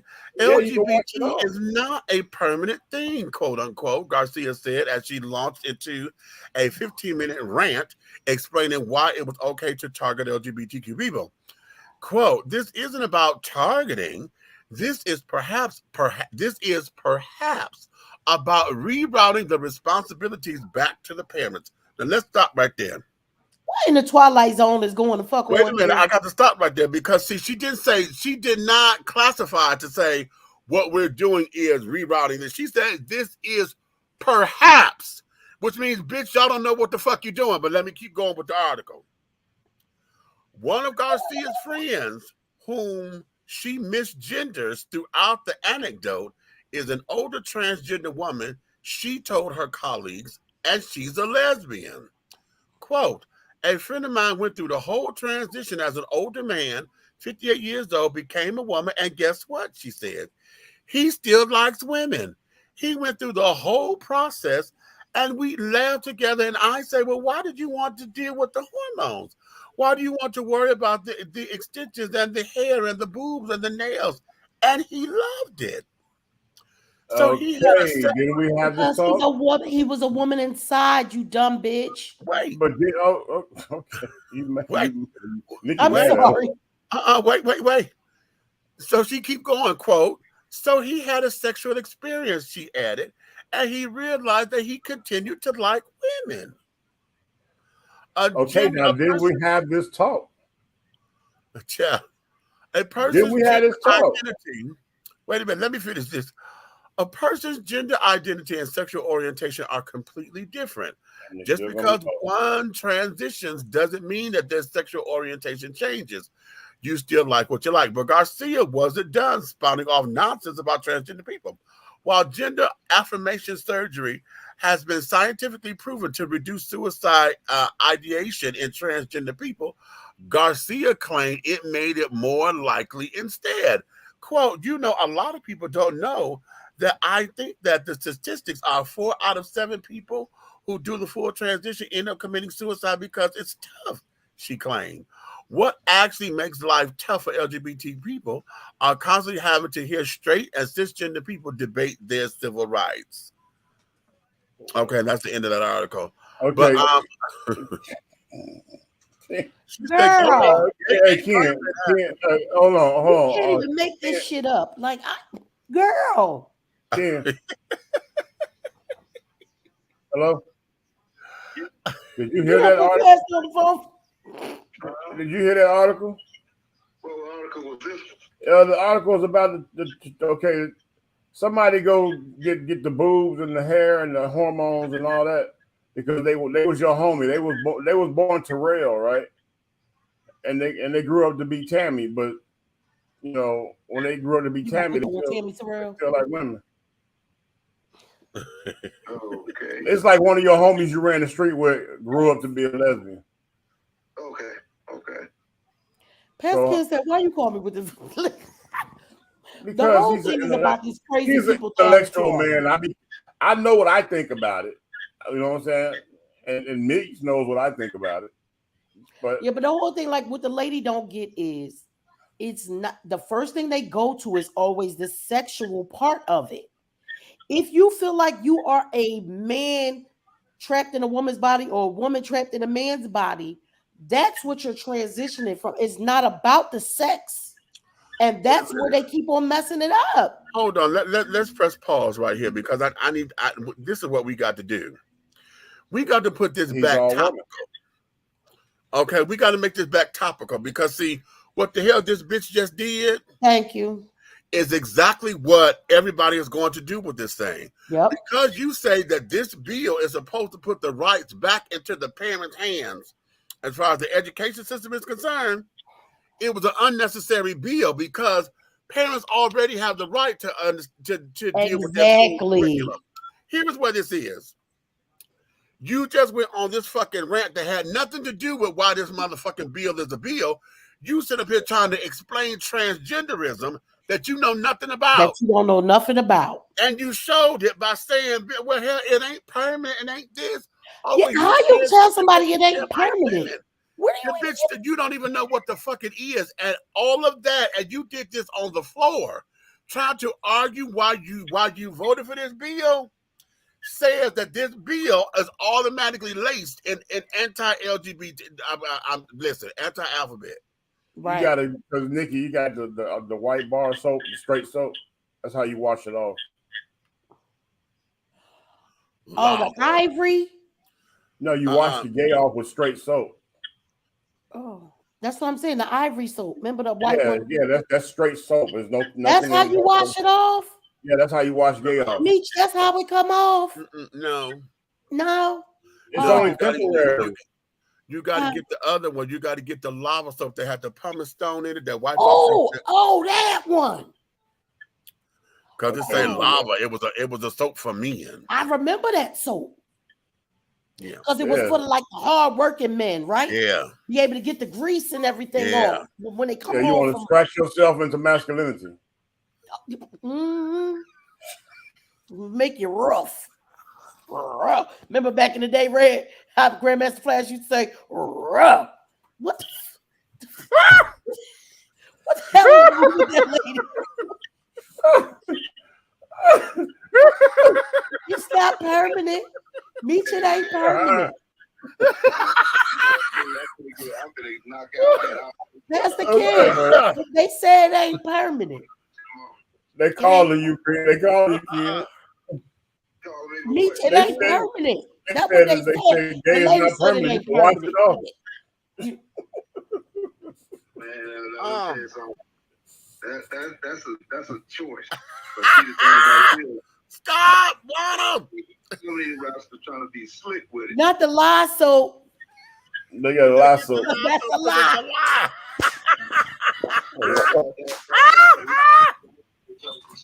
I can't stand it. No ma'am. No ma'am. All right, man. I'll see you tomorrow after you get the ears.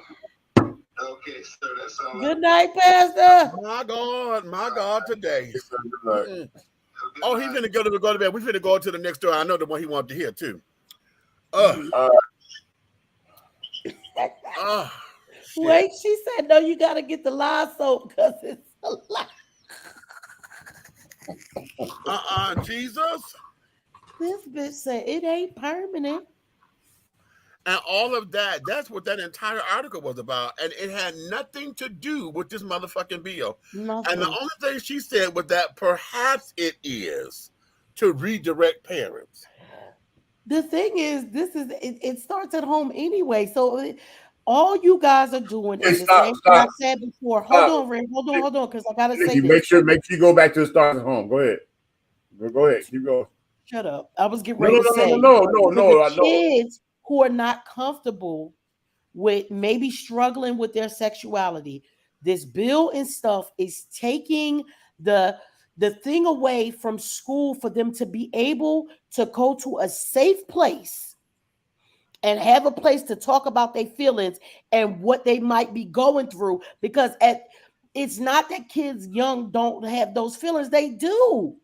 They do. And now you're taking it away. If you got a fucking mean ass, strict ass, Bible thumping ass, you going to the pits of hell ass parents at home Now you're taking it away from the counselors at school to be able to talk to this baby in a safe space. That is so fucked up on so many levels. And I've been saying that from the beginning. I got a place for you right in that everything you're speaking on right there. And it's something in between there that I just witnessed not too long ago. That's a reality. And it's somebody I know. The boy is in his 8th grade year, getting ready to go to high school, and is already out of the closet and has confessed to his mom. But here's the thing: for the last 8 years of his life, he's being raised in the house with his mom and her wife. Okay. All of a sudden, you're gay and you're out of the closet, and this is what you chose to be. Mm-hmm. And you're not even made it to high school yet, you know what I'm saying, to even see where your life is, you know what I'm saying? And that's telling me right there when you're saying back on the parents, what if the parents are same sex? Here's what this is, because here's what this is. You can't blame them. You know, they trying to find somebody else to blame it on when there's nobody to blame. Exactly. Listen, and that's and where what you it gonna is. say because he got 2 moms that now he gay? Get the fuck out of here. Listen, you know what? Here's where this is, because that argument has always come up, which is why they don't that the national registry do not accept for gay couples to adopt. This is why there's certain states to where LGBT. I was getting ready to say, but it's a whole bunch of gay couples that got kids now that have been adopted. So how they going around that surrogates, and then a lot of them, honey, they have their own kids. A lot of them are having their own kids. Okay. You know, because I was thinking maybe are they doing a thing where they're getting surrogates, like they're getting somebody else's egg and they're using their sperm? Because there's a lot of like celebrity gay couples that got kids. But it's a lot of them that do what they call they do the ewe thing. You know that with the surrogacy. They are using a surrogate womb to carry the baby. Carry the baby, yeah. Okay, or what happens is lesbian couples are finding men who they would say, "Listen, this is what we want. We want to choose you." Oftentimes, what the conundrum becomes is that, oh, okay, if we're going to have a child, then usually the father wants to be involved, and the lesbian couple frown upon that sometimes, not all the time. They frown upon that. And then what ends up happening, sometimes they go to a gay man, you know, and be like, listen, let's do this. And then because you got a gay, you know, you're a gay couple, this is a gay couple, a lot of times they say, okay, we can make this work. And the baby will have 4 parents and blah, blah, blah. But when it comes down to physically adopting, going to an agency or being a foster parent and carrying on, it does happen. But it goes through a lot of different channels. Oh, okay. Okay, it goes through many, many channels. Then again, it depends on the state. My firstborn gay child, he adopted. He and his partner had adopted after they had been in the foster care system for so long, you know, and they were raising. So he finally had adopted and carried on. And that's what I was going to say. It's like it's so many kids that need homes. That was a hell of a predicament. And see, here's the thing. This is why I talk to the right to lifers and carrying on that's anti-abortion and things. Y'all do all that goddamn bumping and carrying on, but none of y'all have opened up y'all doors to take these babies. That you say should, you know, don't kill it, you know, let it be up for adoption. None of y'all had taken these kids, because if you did, the orphanages would be empty. Period. Okay. Those who want to take the kids, you block it by wanting to sit up there and put morality clauses on shit. And then they grow up in these horrible places. Then, this whole issue here, when we're talking about what's going on in the home or whatever, if the child is coming, you know, with a same gender loving household, what you gonna tell them about that? Now let me go here, because I didn't grow up in the same gender loving household, honey. There were just 2 women in the house. It was 2 families. All of us lived together with 2 women and 8 goddamn kids. Okay. Now they were grown and they did what the hell they did and carrying on. My mama had a boyfriend, Barbara had a boyfriend, or whatever. But we wasn't in grown folks' business. We didn't know what the fuck was going on. We just had a household that had 2 women in the household. Okay. Now, what is that? Okay, outside of y'all saying they might have been spinsters because they didn't have no man, and this one was divorced, and that one was divorced. What? You don't know what the fuck the family dynamic was. Okay? You don't know if this is my auntie and my grandmama in this damn household. It's two women in the house. Mm-hmm. Because a lot of us live. And a lot of us was like that. Yes. But it's so crazy. It's so crazy. We're sitting up here, we're trying to deal with semantics on bullshit and ain't got shit to do with nothing. The choices and the labels, the choices, the labels, and the delivery of the negativity and the LGBTQ. God damn it, they add another letter, I'm gonna run out of breath. But the shit that they don't do, it's like you have this circumstance, but the focus is always the same. And I think that is so unfair. You know what I'm saying? It's like no matter what the circumstance is, the focus is exactly the same. Whether you're trying to be married, whether you're trying to adopt, whether you're fighting for human rights, whether you're a community activist, whether you're doggone trying to run for some political office, always the focus ends up being the same. Mm-hmm. Boom. But wait. Because at the end of the day, you can't say gay. What the fuck? Why? What it is, they've termed it that, you know, that's what they simplified it to, because what the bill is about is in Florida, they are saying that they don't want K through what they say primary classes, primary school. K through 8th. I think it may have been to 3rd grade. I think it was. I didn't think it went all the way to 8th grade, but whatever it was, okay. They did not want any subjects to be taught about anything dealing with the alphabet children or gender identity. Okay, so they've gone. You're not going to talk about man and woman, period. Right. Boom. Because I'm just trying to figure this out. Because cisgender or biological men and biological boys, biological girls is gender identity. That's gender identity. Yeah. So period. So you're not talking about right. So what y'all talking about? So exactly. I'm saying, so okay. So if you're saying like preschool, kindergarten, 1st and 2nd grade. And 3rd. Okay. And 3rd grade. Lily's in the 2nd grade, right? Right. Just did a book report on Martin Luther King. So you're not able to say that Martin Luther King was a man? And a black man. And a black man. Because the black man would make a CRT. Yeah. Okay. Wait a minute. Wait. Let me ain't talking about no people. So only thing you're learning about is math and spelling.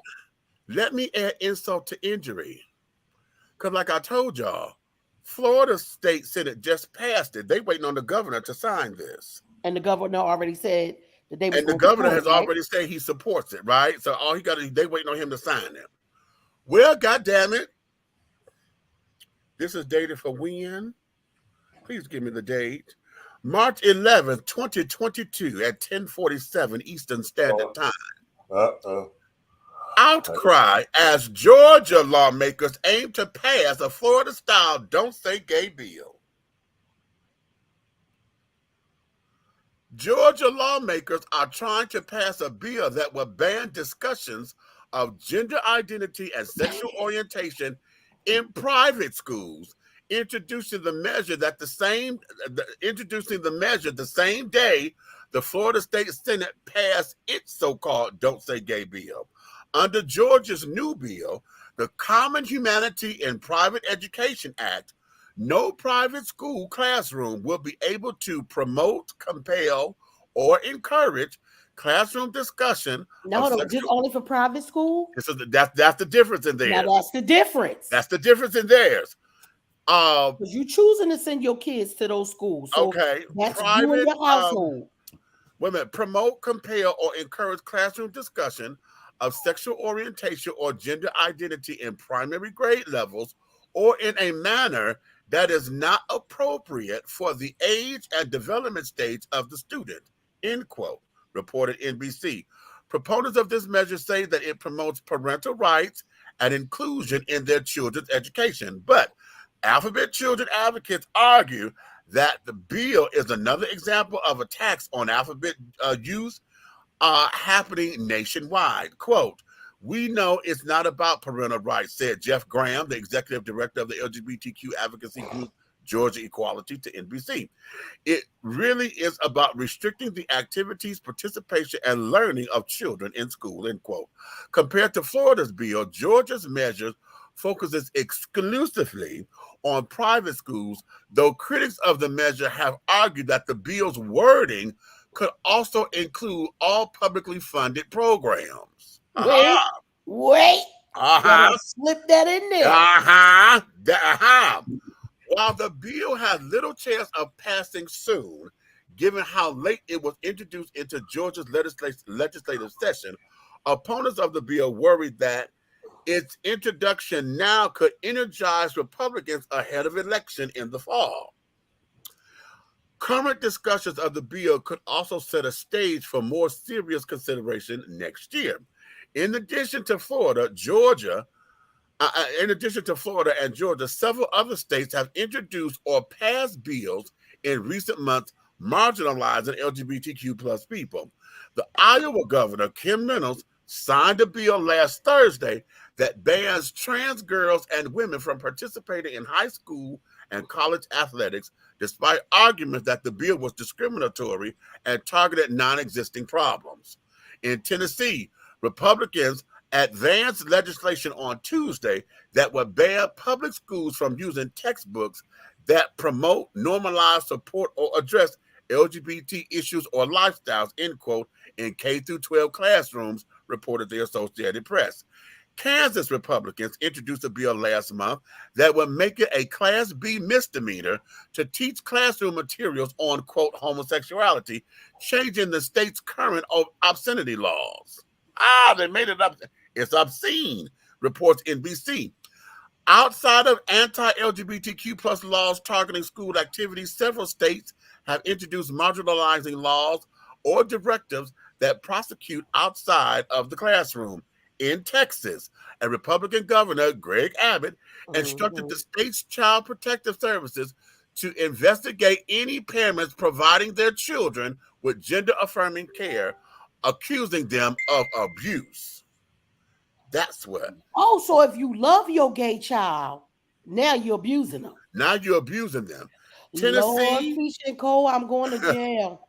Tennessee, Iowa, and Oklahoma are some of the states currently considering the most pieces of anti-LGBTQ legislation, according to the American Civil Liberties Union, reported CNN. We have a small favor to ask. Tens of millions have placed their trust in the Guardian. Oh, wait a minute. No. No, I'm sorry.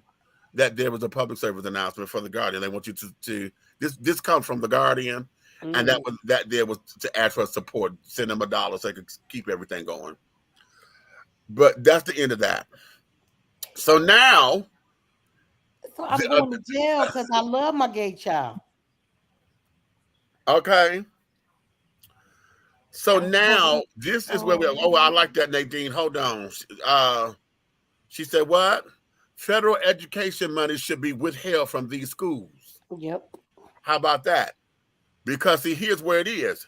If you're going to sit down there and want to assume states' rights on that, especially when the Constitution protects a lot of our alphabets and carrying on, how is it that I'm trying to understand this? Because they're still trying to say that this is the parents' right to do this, this, and this, and this. But all of us have to go through class. We go through health. We go through health and sexuality, because that's what we learn about puberty and this, that, and the other. All of those particular things, that's a part of life. Why is it that a lot of folks feel as though we're learning about homosexuality, that we never learned about it? Even now, we're not teaching that. Nobody's teaching them anyway. You can't teach how to be gay. That ain't what the fuck. You can't teach that.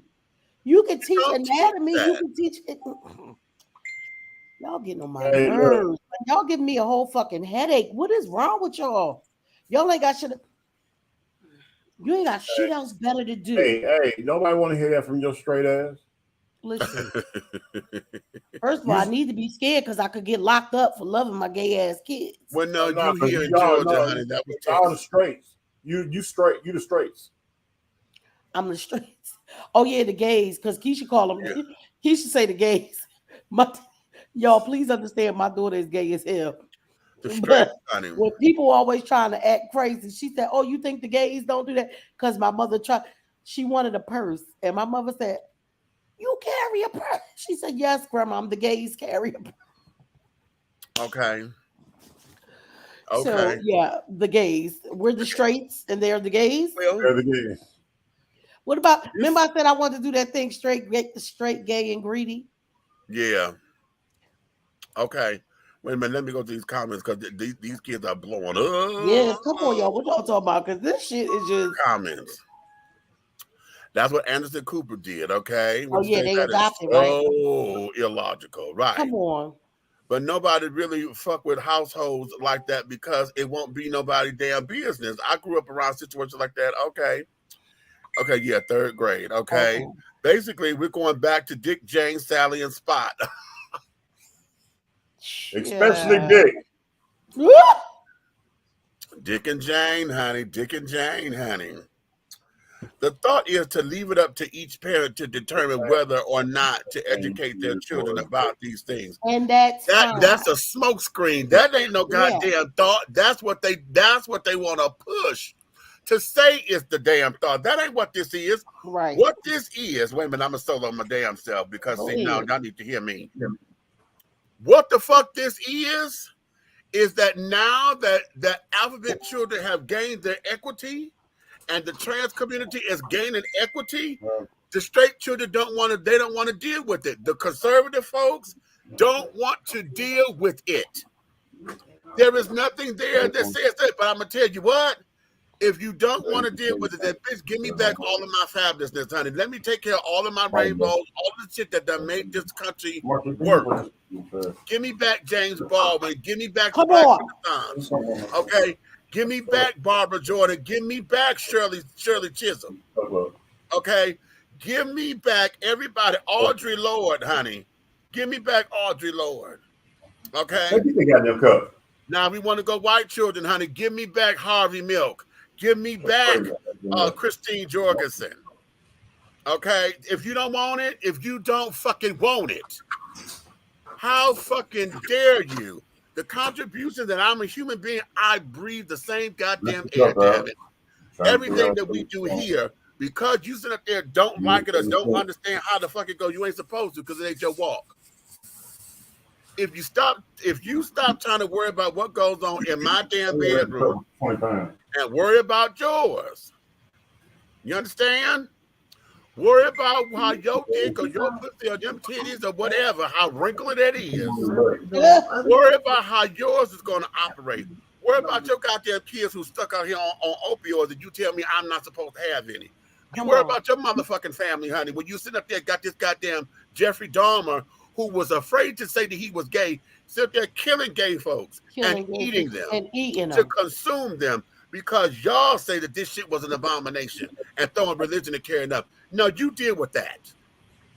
You give me back all of these babies that kept killing themselves and carrying on because they don't know what to do. Listen, the puberty and trying to understand hormones and carrying on is always dangerous. It is dangerous because we don't know what it is. We never experienced it. When we were kids, it was called peer pressure. We don't even hear the word peer pressure no more. We don't even hear, and we would talk peer pressure. Don't let your peers talk you into this. You know, and now they got cyberbullying. They don't have peer pressure, they got cyberbullying. Right. We don't even have that anymore. You understand? And so now what the fuck is going on is now you want to sit down here and try to dictate to a whole slew of folks who got money and power. And that's what this all comes down to because the alphabet children, honey, got the coin to sit up there and will wreck you. But wait a minute, though. Have come these same conservatives, they might not be flamboyant and stuff with the way that they dress and what they buy and all kinds of stuff. Okay, because I'm gonna need you to stop wearing and purchasing all that Gucci and that Versace and that Louis Vuitton and all of that stuff. Give that all back too. Give me back. Okay, right. Give it back. All back. Give it back. You understand? It's all gay. Give it back. Y'all some angry niggas. Shut up, fool. Fight the power. That there, it makes no sense. And we're trying to take the emotion out of it to try to give you your platform and say this, but we're already protected. Those things that you're saying about the parents' rights, they're already under protection already. So just go down there and be a parent. Get involved in the PTA. And if this is a democracy, you know democracy is what runs the country. The majority is going to rule on the vote. And if you don't like it, then take your kids out the goddamn school like a lot of folks do and transfer schools. Homeschool them. That don't make no goddamn sense. Because what are you going to do when your child asks you about, oh, well, mom, my friend such and such got 2 dads. You're not going to explain it to him? You're just going to leave it out up in the air? Explain it to him. Just explain it to them. Meet them where they are with the explanation in a way that they can understand. That's all. Ahead of election this fall, very key phrase. Exactly. Key phrase. Of course it is, because guess who run it? Stacey Abrams is running. Stacey is running again against this bastard. And y'all know she won last time. And she ain't got no other Democrat running against her for the primary. She's, you know, it's just her. Okay. But we got Purdue and dumbass. With just cheese. Okay. My delivery time is over an hour. Is that okay? Okay. Yeah. Hey, Don, what's going on? Happy birthday, sweetness. Hey, y'all. They are full of it. Okay, they are full of it. Okay. If we get private schools for our alphabet children, that could be a solution. You know what? But if we get private schools, where is it going to be funded from? Because that's part of the problem that we have, Juana, is that the private schools need the funding. And see, a lot of these private schools are getting government funding. Oh, here's a thought. How about, you know how when you get in school and they have electives, just classes you don't really need, y'all know, electives. Why they can't have classes, something like sexual orientation education? And I mean up in higher classes, like when they start to get older, right? Because then that will give the alphabet children a safe place to go and learn what they need to learn. But here's the thing. If it's an elective and they want to learn it, then nobody can fuck with them. It's an elective. But and I hear where you are with that, because it is an elective. Okay. But what is happening is, at this particular point, you're claiming that the parents are supposed to have a say in the education. Right. And if you offer it as an elective, especially if you call it, you know, sexual orientation or whatever, then it becomes a whole gay agenda thing. See, we go right back to, oh, this is you. But that's why I said if they use it as an elective, the kids can choose to opt into that class or not. You don't have to take that class. But for the ones who may want to take it, that seems like something that should be available for them. Like I'm really upset about taking out safe spaces for kids. Yeah. You taking away a safe space and saying that the parents, you know, it's up to the parents. No, everybody don't have understanding as parents. Right. They need a safe space, and they need to figure this the fuck out to give them a safe space. Okay. They need to be worried about these whilst fathers sex trafficking children. Hello. Come on. Hello. So you know, this thing here, when it comes down to education and carrying on, the curriculum is already fucked to begin with. Our kids are not be able to compete on any kind of level at this particular moment. Well, you know, I have a high school teacher scenario for you. All right. High school teacher, we're going to put them somewhere up in the sophomore, junior year platform, right? Okay. He's married, right? Right. All the kids love this teacher because he's down to earth and he meets them at their level and teaches them, elevates them to be upstanding citizens or pillars based on whatever curriculum he's teaching. Right. And then they have the day where you know what I'm saying, where everybody's having the in-service days, and you got the kids there, and then here you go, the spouses be bringing other teachers. You know how sometimes you had a female teacher and her husband bring her lunch and all that. Right, right. Well, here's their favorite teacher, and all of a sudden, Daryl comes in and kiss on the cheek and say, "Baby, I made you lunch and bought it to you." Okay. So Daryl just came in and kissed Bobby on the cheek in front of all the class. Mm-hmm. So now, is that an issue that's going to be some type of rant and rave when this teacher has already done? You know it is. Some people, but the teacher, but what I'm saying is, most of the times when you have your favorite teacher in a high school environment, that teacher also is a great pillar of standing to the parents because it's somebody that's meeting the kids on a certain level. Right. And the minute you find out that he has a husband at home. Right. You're going to have bigots no matter what, but you still yeah, that has happened. I have had teachers in high school and carrying on that I knew were gay. And it was always the dance around it. You know, the spouses wouldn't come up and carrying on. And even still, you know, it was all about having to protect their image, you know. Right. Oh, they can't know about this because I may lose my job and this, you know, that whole kind of thing, especially being around kids, you know. So we had that. And in the upper classes, you know, it would have been a little bit easier because when I came out to my straight social services, social studies teacher. Mm-hmm. I didn't have necessarily no, that's not true because Marcus hit on me. Ha! He was but he wasn't a teacher. He was a bookstore person. Mm-hmm. Okay. And I'm 16, 17 years old and I'm sexually active at that time, you know, and he knew that because he was talking to me in code or whatever. I'm going to go get me some bird today, honey. And you know, that was sissy talk at the time. And I'm like, bitch, what you talking about? You know, and that was the thing. So we did not have that to look up to, you know, which is one of the things when we talk about reputation is important because oftentimes, you know, a lot of alphabet relationships, honey, we don't know what the hell to do because we're mirroring it after straight relationships, and that there is not who we are. The dynamics are different. Right. You know, a male-female relationship, honey, is different than a male-male and a female-female. Even though we're dealing with energies and carrying on, the energies are different. Masculine energy is masculine energy, but it is interpreted differently if it's male masculinity and female masculinity. It's two different things. It's two because it hits differently, you know.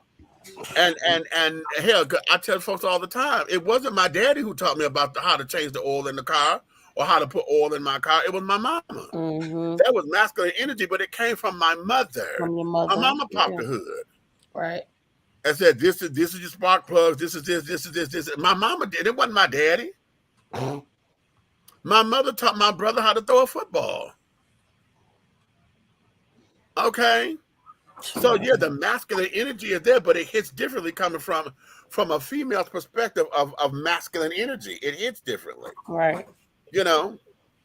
So in relationships and stuff, we don't have that dynamic, which is what we're trying to understand. Yeah, it's like they not want to let people get to understanding of what's going on with them before you trying to even shut the whole shit down. Like exactly. Okay. So, all right, we could talk about y'all that. know that should be getting me mad. You know it becomes an emotional state, and I want to start to have these discussions, trying to remove the emotion out of it and let's talk sensible. But yeah, oftentimes the passion ends up evoking the emotion. And it's because where we start at the conversation, that's what it is. If we were to have these conversations where we just spark them from what we're talking about, as opposed to a reaction from what some dumbass has said, it'll probably be different. It probably, you know, and in a more constructive place. Because see, a lot of these kids that's talking, I would love for us to sit down and have a real discussion, you know, having the passion, but taking out. Make the pizza. They done finally canceled her. Who, the real? The real. They've been talking about that. Yeah, they canceled Nick already. Yeah. And they was gonna okay. Nobody watched The Real no fucking more nowhere. So right after Tamar debacle, honey, they knew that was Y'all going fucked down. up because that was the person that kept people coming back. She drove them crazy, but they loved it. Okay. Now, okay, let's get into the meat of this. And we should have started with this. Okay, now y'all ready? Okay. You ready? Go ahead. Here's a question I want to ask you. Do you know what bud sex is? With who? Bud sex. Do you know what bud sex is? Nope. Red, do you know? He muted, but I need to know. Yeah, he knows. I read him. Oh, okay. We had this discussion a few days ago when it came on my desk in the middle of a conversation we were having. Okay, well, come on, tell y'all little sister what I was like, "What the fuck is this?" Okay, are you ready? Yes. This. You said somebody came on your desk. Whoa! No, it was on my chest actually. However, wow. You were playing chess. Pineapples. So it came on your chest while you was at your desk. Is that what you said? Basically, yeah. First of all, okay. Come on, let me now, in. This has been out for a little minute because this is dated for February 26th, 2019. Okay. Okay. And this is coming from Exploring Your Mind. And this is an article. Bud sex is a term that refers to sex between heterosexual men for mere pleasure. However, many consider that it's impossible to practice bud sex without being homosexual. The controversy is that those who practice it defend their heterosexuality. In some cases, they even have a partner and children. They explain that they simply do it to satisfy their desires. Now, what is bud sex?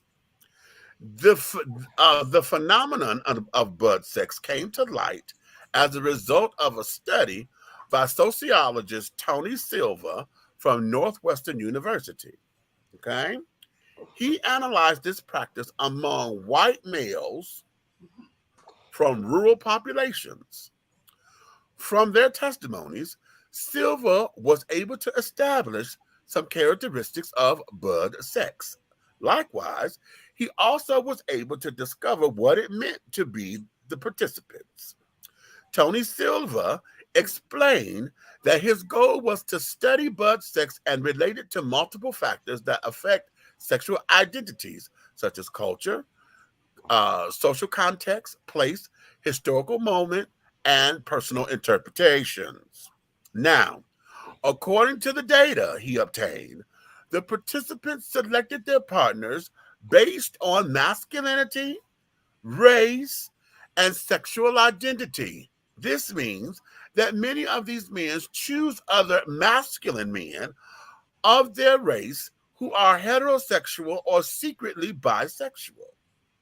Thus, they consider their sexual encounters heterosexual and masculine, despite the fact that they're having sex with the other men. Now, here's the characteristics of bud sex. In bud sex, there's no romanticism. However, it's true that the men who engage in it establish some sort of emotional bond because their relationship is based on friendship. In fact, they usually share hobbies, political views, that's women, where it come from, they buddies, and more. Thus, to them, sex is just an additional element in their relationship. Okay. Now, another characteristic of bud sex is secrecy.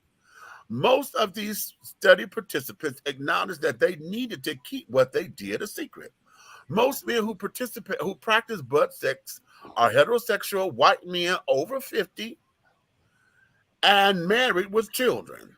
Furthermore, they've internalized heteronormity and masculine rules for a long time. Most of them lived in a time when it was difficult to express any other type of sexual desire. Moreover, to them, masculinity means a lack of feminine characteristics based on gender stereotypes. Now, despite the fact that they have sex with men, most of these men who practice bud sex are homophobic. They even reject effeminate men. In this regard, this homophobic attitude may stem from previous stereotype thinking based on gender roles. They believe that feminine attributes are inferior and value masculine ones. In conclusion, some men resort to butt sex to express their sexual desires they were unable to satisfy. However, their moral and normals they've internalized guide their actions. Thus, the way they practice it and the characteristics of their sexual partner allow them to reaffirm their beliefs. Wait, look at me. And Nikki, before he started explaining this, you haven't never heard of this, right? Am I correct to say that? Yes, down low shit.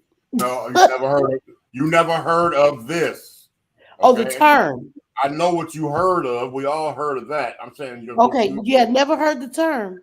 Okay, so I'm gonna tell you like I told Meech. Now you are Budweiser. Hey, you get on my dead weight. I don't even know where my thing is. Okay.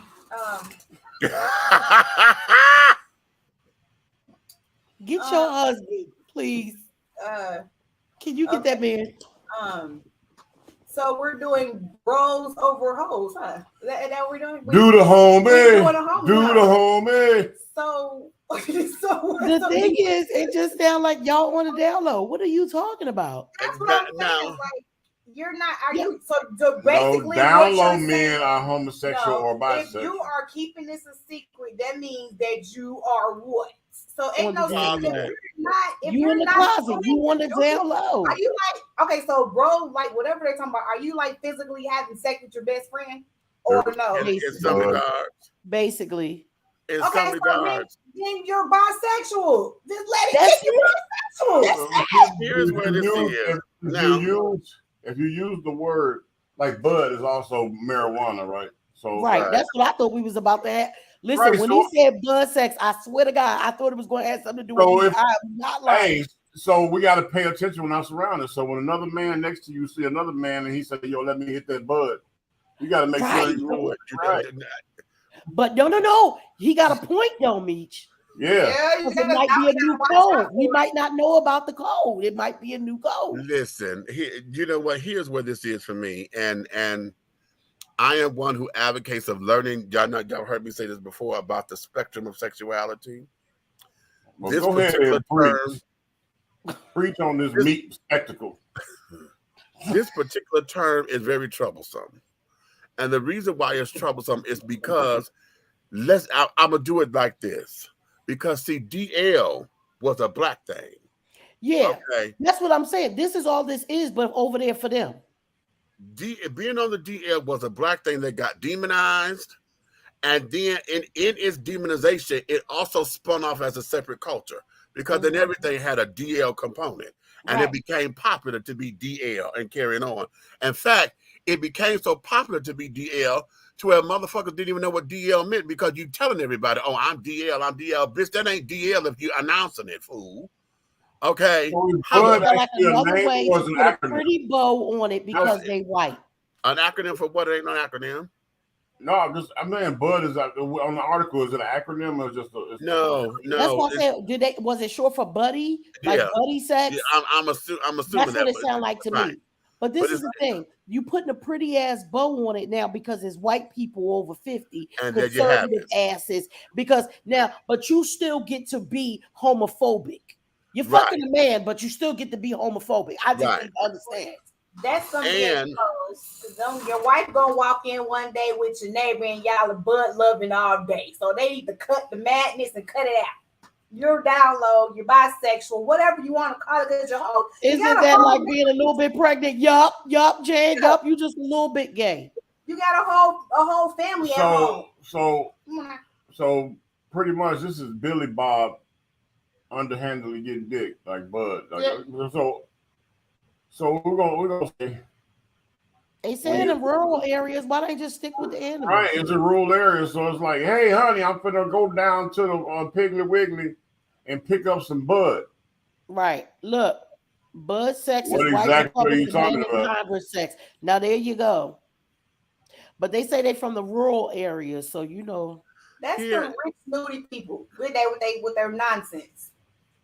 And also, see what we have up in here. We have a lot of shit to You said 50 plus, right? I'm trying to analyze this thing now. 50 plus, white, Right. conservative. So when they saying they going out to hit a few balls, right? You're talking about he trying to analyze this and mother. I cannot with him. It's some dark old Republicans. There I go. Boop. Right. Well, here's what this is, because see, why this is troubling me, because it's so much in here to unpack. Okay, we are dealing with you said unpack. What No, you say? unpack. Okay, That's the reverse of bud.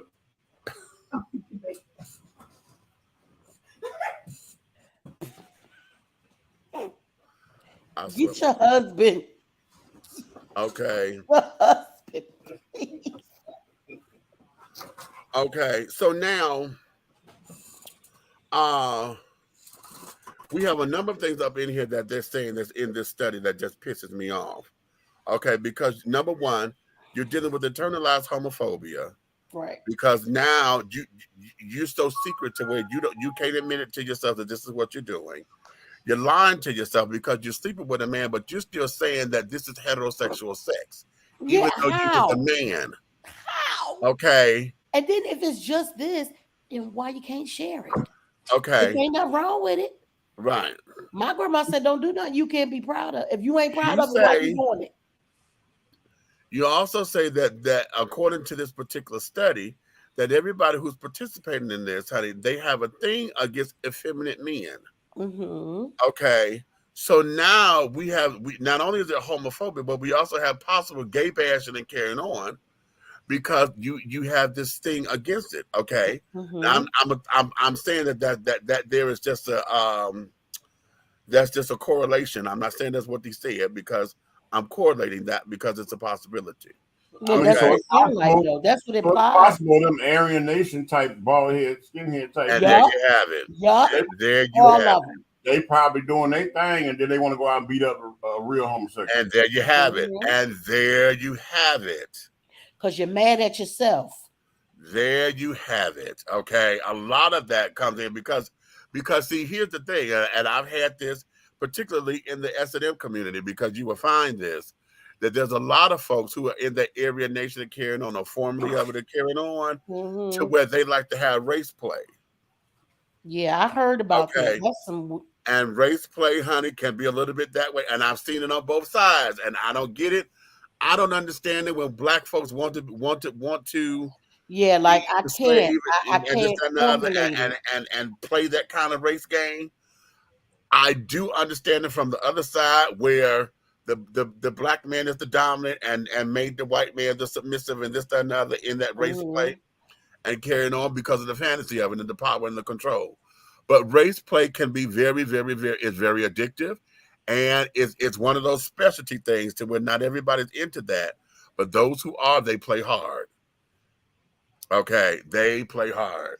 So that is what a lot of this has come to be. And when you're talking about this thing of bud sex, it is going to be congruent with DL, in my opinion. It's just that now we are able to have a white folks version and a black folk version. Right, that's why I say they're trying to put a pretty bow on it, because they're trying to put a pretty bow on it. But what it is, you saying that your wife don't know about it and carrying on. So now we don't know if they're having protective sex or not. So that you put people's lives in danger. You have and as they said, you have a whole relationship. Somebody put up in here Brokeback Mountain, and that's exactly that's exactly what it is. That's exactly what the hell this is, because Brokeback Mountain, them motherfuckers was in a relationship. Every summer, now they took the job just so that they could see each other. They wasn't about the damn job. But and that's the thing, though.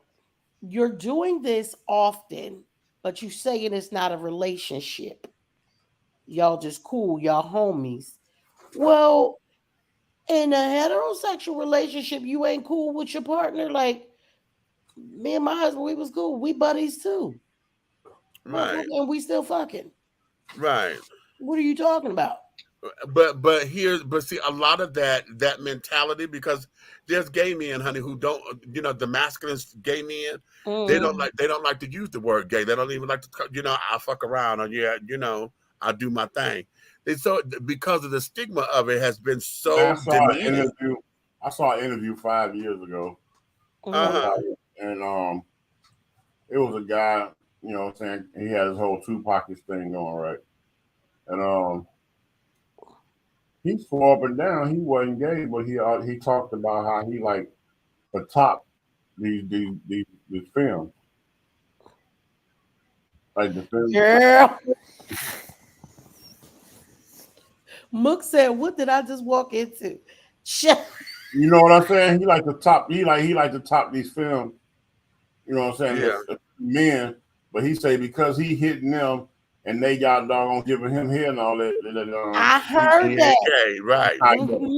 They say they not gay because they the one doing it. That's like the jail relationships. If they the one doing it, then they don't feel like they gay. The man that's taking it is the gay one. Well, and Meech put me onto a movie a little time ago, and that movie gives a brief explanation of that right there, that jail situation. Remember that movie, Meech? Which one? The movie where that boy he had to go do a little time, and his doggone cellmate fell in love with him. Oh, that movie that we seen on Black Thing, and then he came home. Yeah, he came home and went to the house and stuff. That was like on one of those black streaming sites we got. Yeah, I seen that. Oh yeah, because that's what my boy Blue in there, honey. Right, that's he was able to. What you call him, right? Huh? The one from Ruthless, yeah. From Ruthless, because remember I had asked when we saw that, I said, "Is he like gay for real?" Because he's playing these roles, right? And right, and have a number of them. Yeah, he played a number of them. They said they assumed that about Rockman Dunbar, who I would love to see him and Rockman Dunbar in something together because they remind me of brothers to me. Okay. But yeah, that's where we are, and that's here we go, Jay. I was just about to go there. Have you heard the term fluid? I was just about to go there because when I put this article on my Facebook page, and someone said that exact same thing. Well, that's called fluid. Yes, in the world where we have scientific and carrying on, but in the minds of these children, this ain't what this is. This ain't what this is. This here is them scared to express themselves. You hiding. You in the but closet. Now we gotta put it up into a little bowl, and put a couple of pin curls in it, honey, to make it sound like it's we buddies and carrying on, and but here's the better word, because this I would have preferred them to put this up under the guise of a bromance, right? Because bromance automatically insinuates that, Well, no, because when they say bromance, it just be like, I don't know. We know what they say, right. But we know the implication behind it. Okay. Especially when it's a bromance between a gay man and a straight man. Because I ain't never seen that. Yes, you have. Oh. Yes, you have. Good Morning America. When the weather guy and the news anchor, before he went over to NBC, they were thick as thieves, child. And a lot of folks had assumed that they called it a bromance, but they were so close to where folks thought that they were in a relationship. Oh. But the weather guy he got a black husband, and the dude why he was so comfortable was because he was raised by his father was gay. Oh, okay. He was a straight man who had a gay father, And you know, he and I can't call their names right now, but they had got real close. Okay, and child, please. Okay, so this here, the term bromance, you know, it became this whole thing because now they wanted to get real cute to call something when men can't just be men who love on each other. You know what I'm saying? And just be close and carrying on. Society always frowns upon that, and that there becomes there. I mean, hell, men can't even hug. You know, we can't hug. We got to do the dap hug and put my foot in my arm between us, so we got space in between us or whatever, which is the dumbest shit in captivity. Okay, captivity. But that there is where Boy, we are. is cool as hell. Okay, that's the dumbest shit in captivity. The dumbest thing in fuckingtivity, honey. Yes. But because the of fact all that they had this whole scientific like study about it is I'm like, oh wait a minute. You See, fucking what y'all say? in the closet, you scared. Like what? What happened to the word taboo? I know this is a dumb question, but fluid reminds me of an old school term taboo because it was. See, so you know, we come from that era where everything was taboo. You can't talk about that. That's right. taboo. Oh, that's taboo, honey. You know, and remember when things were taboo, folks ran to it quicker because everybody was trying to figure out what was why. Because as soon as you tell somebody you can't do it, everybody want to know, well, why? Okay. Oh, you said that one. I'm like Don Lemon and Chris Cuomo. Child, yes. Child, yes. Because Chris loved him some fucking Don Lemon, honey. So much to the point to where, hell, you know, if you didn't think, listen to them talk, you know. But again, and that goes to all of us, and that's me included, we have been adulterated to the fact that when we hear intimate conversations, we always go to sex or thinking that, oh, they got to be fucking around because of the closeness. Right. And we won't let it be that they just close friends and carrying on. Now we could do that with women all day. Women can sit down there because that there is considered to be feminine energy. And if men do that, that is the taboo. Right. That is the taboo. And what you know, that's human. That's human life, period. Thing.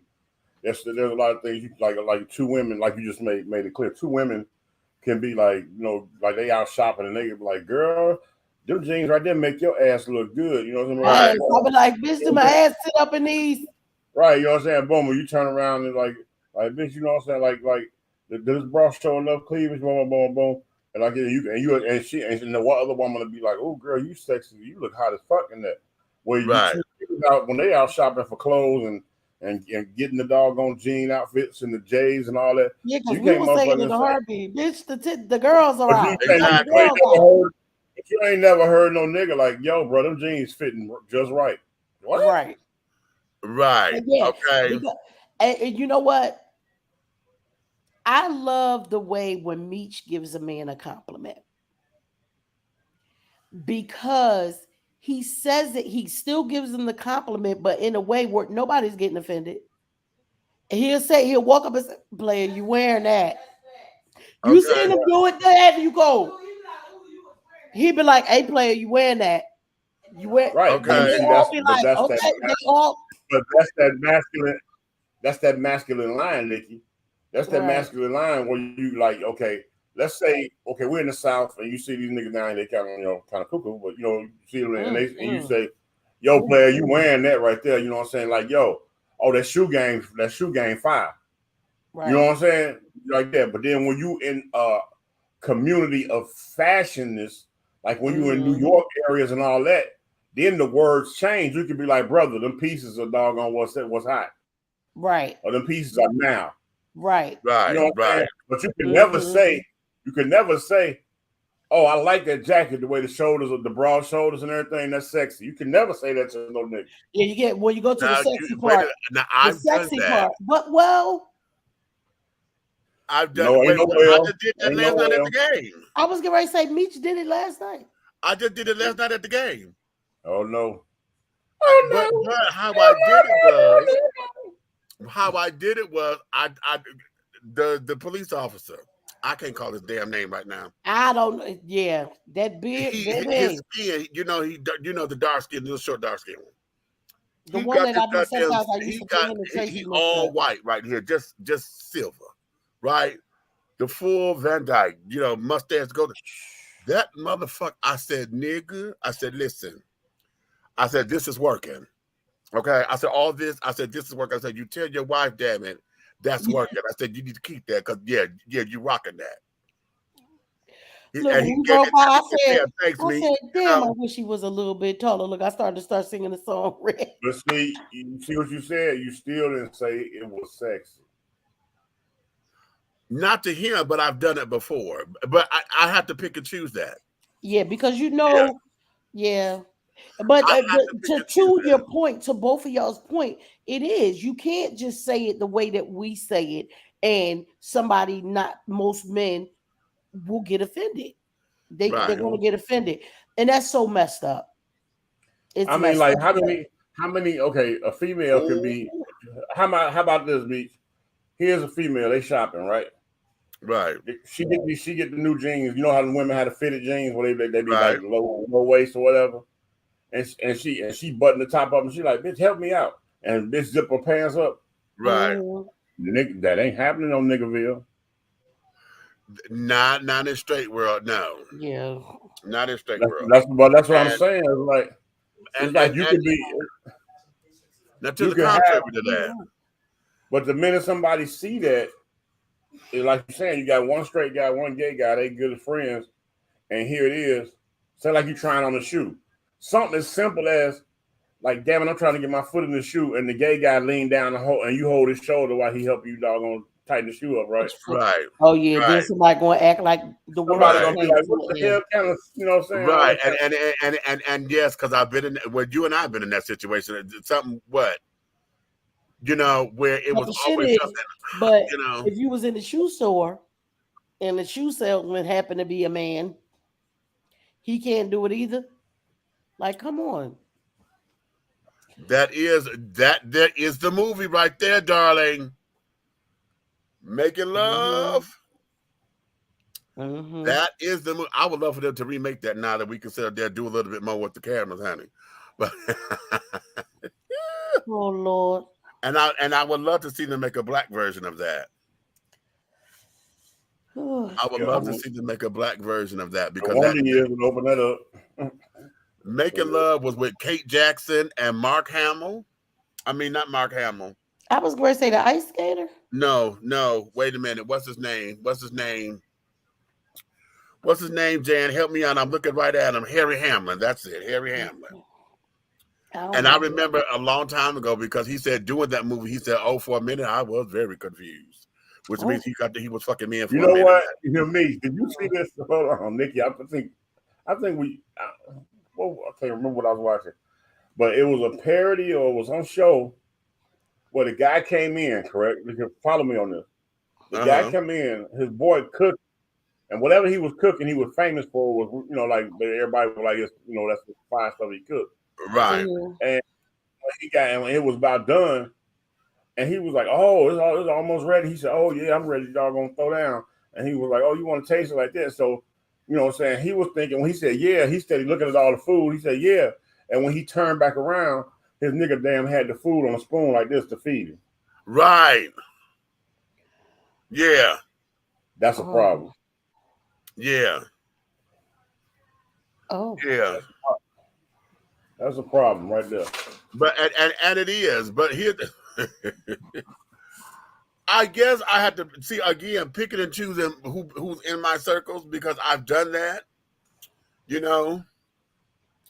And I've had to give folks, you know, nigga, get over it. Shit, just look. Right. You know, this ain't got shit to do with nothing and carrying on, you know. Oh, nobody wants you. Right. Okay. That's how I talk to other men in front of their wives, and I compliment their sisters too. Exactly. Mm-hmm. Okay. Yeah, Michael Keaton was in that. Michael Keaton and Harry Hamlin, honey. Yes, honey. Michael Keaton was the best Batman, y'all. Just sidebar. Okay. So yeah, you know, so that's what we have. So this whole blood sex thing, honey, it has so many different layers in there because It's like a joke to me, Meech. I swear to That God. don't even Because it's sound like, right, man. yeah, it's like a whole joke. Like y'all trying to That don't even sound pretty right. up some shit that everybody else already know what it is. You don't want to come out the goddamn closet. You like men and women. You might not even like women, first of all. You might not even like women. You're doing it because you said that they still homophobic and all kinds of stuff like that. So you might not even like women. You're doing it for whatever society tell you you're And there supposed you to have be it, doing. right? And religious upbringing and all that kind of jazz. Religious and which is society. why, which is very interesting that this particular study was done with white men over 50, because usually that over 50 jazz is usually when they start to have breakthroughs and revelations and carrying on. I mean, hence, let's look at Caitlyn. Caitlyn waited till she was old as Methuselah, honey, before she started to want to transition, and said that she has been this way all of her life, but couldn't do it. Okay. Okay, I got a question. About that. Do it. I got a question. No, I'm not doing nothing like that. I just want to ask Meech this opinion. I just want to opinion. Let's say you own the Wheaties company, right? Right. You get on my fucking nerve. I'm so go ahead, but let them get it out. What happened? You own the Wheaties, and here it is. The most popular and most expensive collector's item in your corporation is the Bruce Jenner box, the first U.S.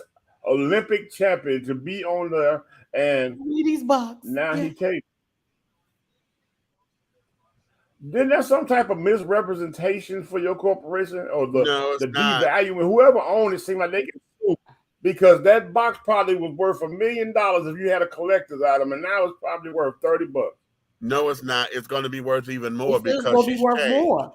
It's going to be worth more because she's transitioned. And those who don't know her, you got a whole generation that don't know her, Bruce Jenner. Yup. Because our kids really don't know. You don't know our kids know Bruce Jenner. Hold our on, kids I know asked Bruce you, Jenner from the Kardashians. But I'm asking you if you own it. Because this is my opinion. If I own the Wheaties company, right? Right. And we all know U.S. of A representation of the Wheaties box. The first thing is Bruce Jenner. Okay? Right. If I own the Wheaties company, soon as Caitlyn got all her little doggone gonads in order and got her breasts and all that, when she turned into this phenomenal white woman, okay, when she did that, she'd have been on the box again. She'd have been where? Oh, now that's some good ass marketing. Now that would have been cute. Now, right there, that would have been some good ass marketing right there. Because see, now it becomes what? Because she doesn't compete. No, it becomes the same Bruce. But it was the Bruce Jenner, because we media production, so we have the skills to do. They could take the original image of Bruce and make it where it's doggone more than one, and write where he running. And you could doggone fade more than one box. Running into Caitlyn. That would be dope. That's some marketing.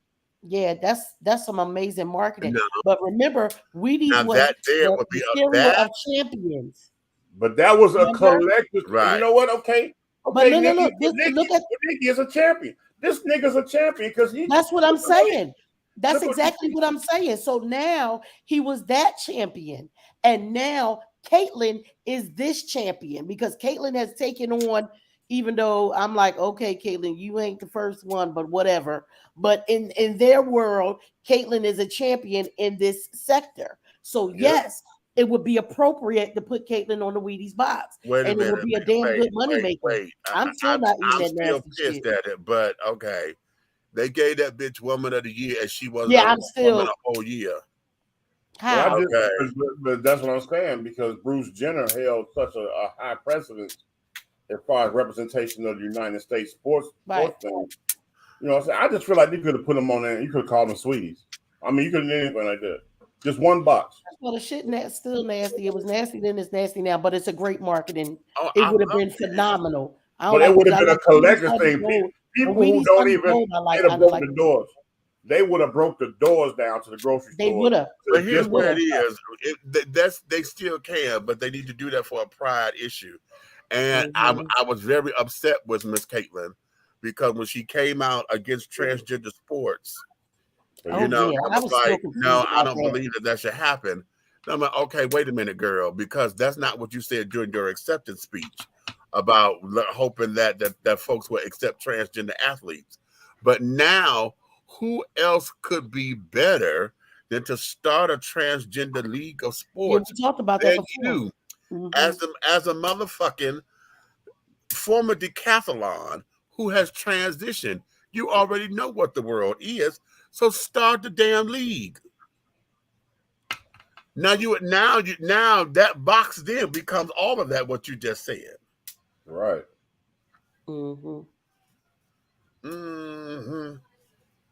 What you say? I don't like her. Wanda said I don't like her, honey. We don't either. I'm petty, okay? Baby, not more than me. I'm not a fan of Caitlin, but I'm not a fan of Caitlin, but I'm a fan of branding and marketing. Yeah, because when you start talking about it, I said, yeah, y'all know there is that. That marketing right there would be amazing. Well, that campaign would be so damn great. Yep. Wheaties, if we see it, we want our money. You understand? Whoever did Caitlyn Transformation Fair, it looks like Bruce Jenner with a wig on. You better tell it. Tell it. Look, all that shit going on in that goddamn Kardashian Jenner house, and them bitches couldn't help them want some makeup tips. Listen, a lot of that is cultural because, you know, our Caucasian trans sisters believe that it's all about the inner feeling, you know, because this is where that shit come in, where those who oppose the bathrooms and all that kind of shit, this is where that comes in. Because a lot of our Caucasian sisters just believe that because I feel this way and this is who I am and I know I'm in the wrong body kind of thing, blah, blah, blah, blah, blah. They feel that all they need to do is throw on a wig and some lipstick and a woman's blouse with some boob breasts, you know, and they are a woman. And it's like, okay, wait a minute. But if you got hard ass features, because I'm not even saying get dialed up like drag queen ready. I'm just saying some simple. Can you just get a little softer? Because that's what it looks like. It looks costumish. And that there is what a lot of the girls don't understand. You got to admit, Caitlyn looked like a representation of a modern day bosom buddy. You know what I'm saying? You got to. I was about to say she do look like bosom buddies. That's exactly the vibe I get. Bosom buddies. You called that one. Okay. It's the truth, Meeks. You know that's the truth. Heal the God. Just think about it. Heal the goddamn God, honey. Anywho, when I did a transgender conference for Black Gay Pride in Detroit many years ago. And one of the things that I had done, I wanted to make sure that we had somebody who does facials and carrying on. We talk about makeup and this, that, and that. Now, so do I. Oh, I hate it here. Now, my representative, honey, I was kind of pissed with her because she told me that she does all that. And basically what she was just a goddamn Mary Kay Cosmetics girl. And because when I interviewed her in Canada, I said, well, this is what we want to do, blah, blah, blah, blah, blah. And that's not what she did. And it pissed me off. But what happened, because I gave a questionnaire after the survey. And what it was, a lot of everybody was talking about, oh my God, the Black girls was like, oh my God, this is wonderful. You know, because they got to talk about makeup and carrying on and, you know, how to better shadow and, you know, blending and contouring and carrying on. All the white girls said, this was good, but why do we always have to focus on the makeup? Why is it always the makeup? Why? And that stuck with me. And so then I started looking at the cultural differences between our trans girls and carrying on. And that there has always been the biggest thing. A lot of, especially when they're older, the older white trans children, girl, if they ain't linebackers in goddamn wigs. When I tell you, no, you can't be Charlene, honey. We're going to have to call you Charlie, and you just stay Charlie. Okay? Because Charlene, you are not. Okay? and carrying on. Oh my God, honey. And it there ain't nothing leaning. There ain't nothing leaning but them size 16 heels. Don't talk about my shoes, goddammit. What? Don't you talk about my 16s, bitch, and some guys are 17. Okay. I would be like, wait, Misha, what size do you wear again? But you already had 6. Mary Kay equal Avon with an attitude. Yes, it is. Okay. So that there, you know, it has always been a difference. And when we talk about trans, this is why a lot of the girls, when you see trans girls, this is why Drag Race is so that way. A lot of everybody, but even when they got little feet, Meech, now that I think about it, when I saw a drag thing before, even they got little feet, they shoes be leaned over. Well, that's because a lot of you have to understand. They're taller, they heavier.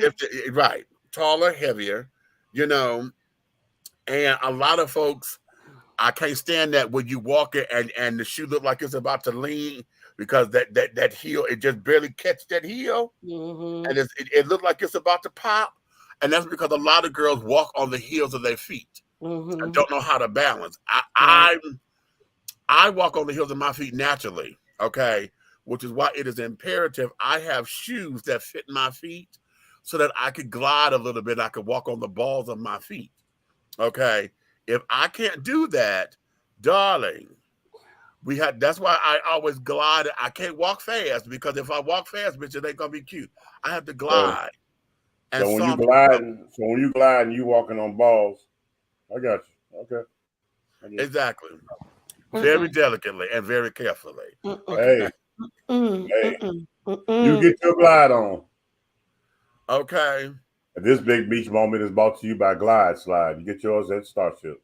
That's right. Show enough, honey. Not at Starship. At 16, 18, and 24-ounce bottles, honey.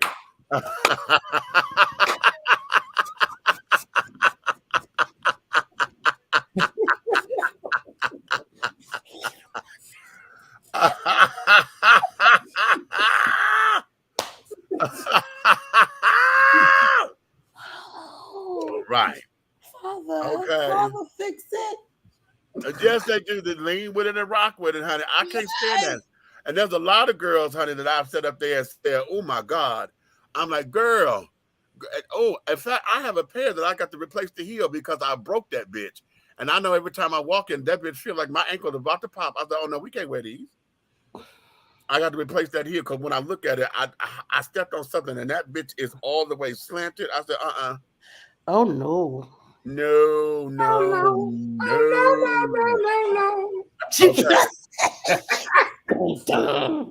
Okay. We can't. Once we listen, sorry. You did. Remember walking in the sand.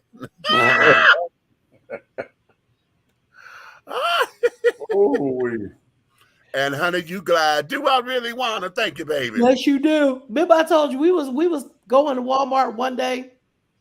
I go see Meech clear across the parking lot. She said they're going to go meet you. I said, when? She said, oh, I know his walk. She was. Hey, wait, Nikki, have you ever been? We was out one time, and Meech was walking. Meech said, "Well, I'm going." You know how you talking and telling you, "Well, I'm gonna go over here." And this nigga, he threw that purse on his forearm. And he threw that hand out, and he went to walk. And I couldn't even take another step. Baby, he can show a lot of girls how to walk because you don't see nobody out there. If you didn't see nobody out there, you saw this nigga goddamn gliding through. Baby, he does glide. Let me tell y'all something. Y'all need to walk. Nigga need theme music. When he walk, he needs some theme music. Yeah, he does. He absolutely does. We gotta make him some, Red. Yeah. Well, man, had you seen your show? I looked at it, but it's me, honey. So you know, hey, okay, it's just me, honey. Okay. Hey guys, guess what? I'm officially a dance grandma. Oh, right. Yeah. So Lily starts dance tomorrow. What kind of Lily? dance? All of it. Actually, all of it. She's doing jazz, tap, majorette, ballet, and hip hop, and gymnastics. She has and gymnastics. Nikki, don't let me drive by that building and see you having to stand outside and look through the window. Oh, like on DD, like on Dancing Dolls. Watch, nigga. Yes, watch. You wanted them because you wanted them. Yup. Me and Cole already told her we gonna have the big signs and everything. She was like, "Oh, why are you gonna do that?" I said, "What?" Wendy Williams looked more like, yeah. You know what? I still have not been able to get my wife to believe to this day that is a woman. Listen, back in the day when Wendy used to work in Philly, right, and we would see her all the time when she was on Power 99. There was nothing in my goddamn. There was nothing you could tell me to say that was not a transgender woman. Now, when she had her son, because we did, I just was like, all right, I'm gonna let it go. And then when I start seeing her on TV, because we would see her briefly at times, a lot, but she just always, first of all, her wig was always a mess. Why, Wendy? Why was your wig always a mess? But when she was in Philly, I was nervous for God rest her soul. That's my baby. But I was so nervous for Whitney because Whitney was finna go down there and whoop her ass down at Power 99. Baby, let me tell you something. I was listening to the station that morning. Was in Jersey. I was listening to the station that morning, and Whitney told her live on the radio. She said, "Who you talking to?" Who you talking to? She said, "Who you talking to, Wendy?" Right. Baby, she let that East Orange, New Jersey come up out of it. Oh. Whitney was on Wendy ass. Okay. Yeah, that shit. I was like, she told her, I will come down there and drag your head out this place. Because you know how when you say, "Who you talking to?" Right. But then she said it again. "Who you talking to, Wendy?" Because she said, "Who you talking to?" first. And then "Who you talking to, Wendy? Do you know I will come down there and drag your ass?" I said, "Oh." Yes, I heard that live. I did not hear it. You heard it too. I heard it live. Yep. But Whitney fucked up that day. All the way. Well, all right, ladies and gentlemen. Baby, go down and catch that ass whooping from that man. Yeah, he did. For real? What man did do to Wendy? I ain't know. Oh, honey, it's up on YouTube, child. He got in her ass something. Oh, he got in her ass something horrible. Yeah, you better quit playing with Greg. Greg from the streets. Yeah, sure that's Detroit. That's Detroit. And goddamn Wendy, you was a little hootie tootie growing up. Well, what Greg tell you, Nikki? What Greg tell you? He tell you, I too was from the streets, and I did 8 years, and I came out there, and now look at me. And now I'm not gonna hear it. So I'm not going to hear none of that asinine stuff that you bring in my courtroom. You understand me, sir? Do you understand me, sir? I love Greg. Can't stand Joe, but I love Greg. Well, ladies and gentlemen, honey, that there has been our program today, honey. We have been absolutely. Okay, let me reiterate, because I am a dance mom now, y'all probably will see me fundraising because this shit is expensive.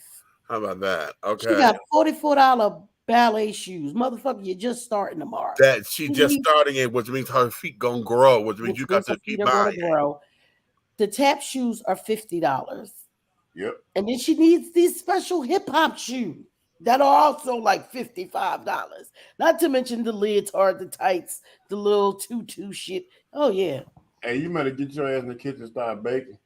I'm about to sell platters. I'm about to raffle off some Alo Nana baskets. You need to sell dollar slices of cake. Go in there and make you a bunch of cakes. You make a bunch of cakes. When you sell dollar slices of cake, you're gonna be done sold 200 slices of cake. Easy. Listen, and brother, I believe you, and I'm about to get on it. I'm not playing with y'all. Yeah. So look, we talked about how much just the equipment costs, right? It's going to be $255 a month. And then these girls, because me and Meech and them, we seen these girls perform at the game. These girls compete, they travel, they do every damn thing. Exactly. So yes, I will be in the window like the damn ladies for Dancing Dolls because yeah. Well, And there we have it. So, ladies and gentlemen, we thank you for your love and your kindness and for being here with us, child. We done this thing, honey, and that there is where us be. My wine is starting to kick in just a little bit, honey. We'll call it great. Listen, Vino. as we sitting up here, I'm gonna get some. If you have not gotten into Ruthless Season 3, the first 3 new episodes have been posted up on BET Plus. If you have not gotten into episode 7 of Bel Air, that one posted up on motherfucking Peacock. Yo, did yesterday. I was on it yesterday morning. Oh, Red, did you get in? I meant to ask you. What you mean? I done seen all of them, baby. I didn't never ask you if you had. No, because now we can rap with him because he done seen them. So okay. Honey, when I tell you that this is the motherfucking tea. Now, Ruthless is still Tyler Perry, but this shit is the tea. Okay. It's still Tyler Perry. I'm still the elder mother. What do you mean, Ruth? Who are you talking about? The elder mother's still alive. Okay. I gotta go check. I ain't seen it in a while, so I know when I binge, I'm gonna be able to. And they introduced a new elder mother. The new elder mother. They introduced a new one because we lost one, and she died in real life. And who, the old lady Jamaican lady? No, not her. Oh, no, not her. No, Marva is still here, honey. Elder, what was her name? The one who was over the Red House. Over the money. Yeah. Oh. Yeah. She died in real life. Oh. And yeah. Remember, she got the last time we seen her, she got sent to the punishment trailer. Mm-hmm. And yeah, that episode they had to doctor that because she had died right after that. Oh wow. Y'all see, so I ain't gonna give it away for people who haven't seen Bel Air, but not episode 7, but episode 6 when we find out Lisa daddy ain't shit. Yeah. And when Vivian was about to let that bitch have it, Vivian was about to let that bitch have it. Vivian said, okay, well, if you was in that date in 2018, he was the Vivian. But she didn't die till 2019. Oh, but we were just friends. Oh, I gotta go. My bladder, pregnancy bladder. No, bitch. Because I know soon as Lisa daddy gets something on they daddy, that's what's gonna be the campaign smears. Oh, I know. And that's what it is. Now, y'all remember the daddy, I'm gonna tell you my prediction. The daddy is gonna get the situation where Will went through and try to slander it. And then that's when Philip gonna get, and Philip, because Vivian gonna say, well, he was sleeping with that bitch before his wife died. Well, here's the thing, because y'all know in the comedy version of the series, Phil didn't win the election. Right.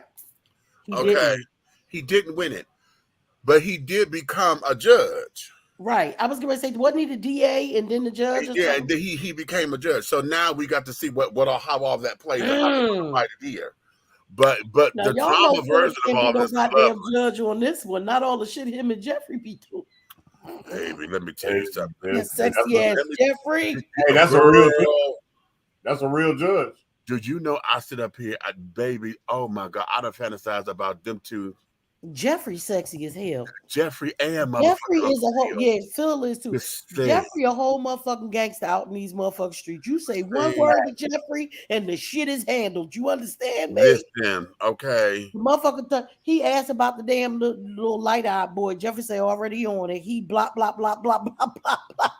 Nigga, before you see it, I saw it. I know, child. Hey, what got me is when all of a sudden dude doggone didn't want to. They done paid the nigga $10,000 to sit his ass down, and he want to get more. All of a sudden, Jeffrey was like, "Don't worry about it. I'll take care of it. Don't worry about it." Sat down and crossed. What got me is he sat down and crossed his legs, and Will looking like, "Nigga, do something." Like, what are you doing? And the next thing you know, the nigga dies in a strip club shooting. Will was like, "Listen, yeah, nigga, Jeffrey, that dude." That motherfucker, listen, his sinister is so sexy. See, his sinister is so motherfucking. He old school gangster. That's what it is. Cause he old school gangster. And it the don't real make bad boys move in silence. You know, it don't make no sense to sit down here and to see that when we talking about good girls liking bad boys. See, that's the kind of bad boy that it's right there. Because I ain't got no business. It's not Ray and Jaquan and them. Ain't that shit. It's that kind. Because you're safe with that. You feel safe. Well, she said, well, y'all done told the whole series. No, we ain't, girl. No, we didn't. That was one no, episode. We didn't, honey. You just got highlights. Go catch up. Yeah. We was just talking about Go catch up, honey. Go catch up because, baby, it's worth paying that little couple dollars for Peacock, I promise you. Because there's some things I'm not going to tell you about Miss Carlton, honey, but I'll leave that to you to go find out. Okay? Here we go again. Okay. I'll leave that for you to find out. You let him back in? Is this who you was talking about? Yeah, Miss Thing. I thought I clicked her and. Okay. Well, the comments, we need the comments make the algorithm go up. So when they make comments, don't erase them. Well, even if they spamming, the algorithm goes up when they leave comments. Okay. So I would say if they're not doing nothing derogatory or negative, then just be that as it may, honey. But I'm telling y'all, child, listen. Check the shows out, honey. Y'all got to go get them. Go get them. Go get them. Go get them. Go get them. Even Jazz, the new Jazz is cute. Oh my God, yes. And he's a bit cool. Hey, wait. Let me ask you this. The dude playing Jazz, right? Mm-hmm. Yeah. Shave his head. Isn't that the Tupac dude? I think so. No. Bullshit. Wait a minute. We gotta go back and look. Bullshit. The guy who played Tupac from what? The Tupac movie? Yeah.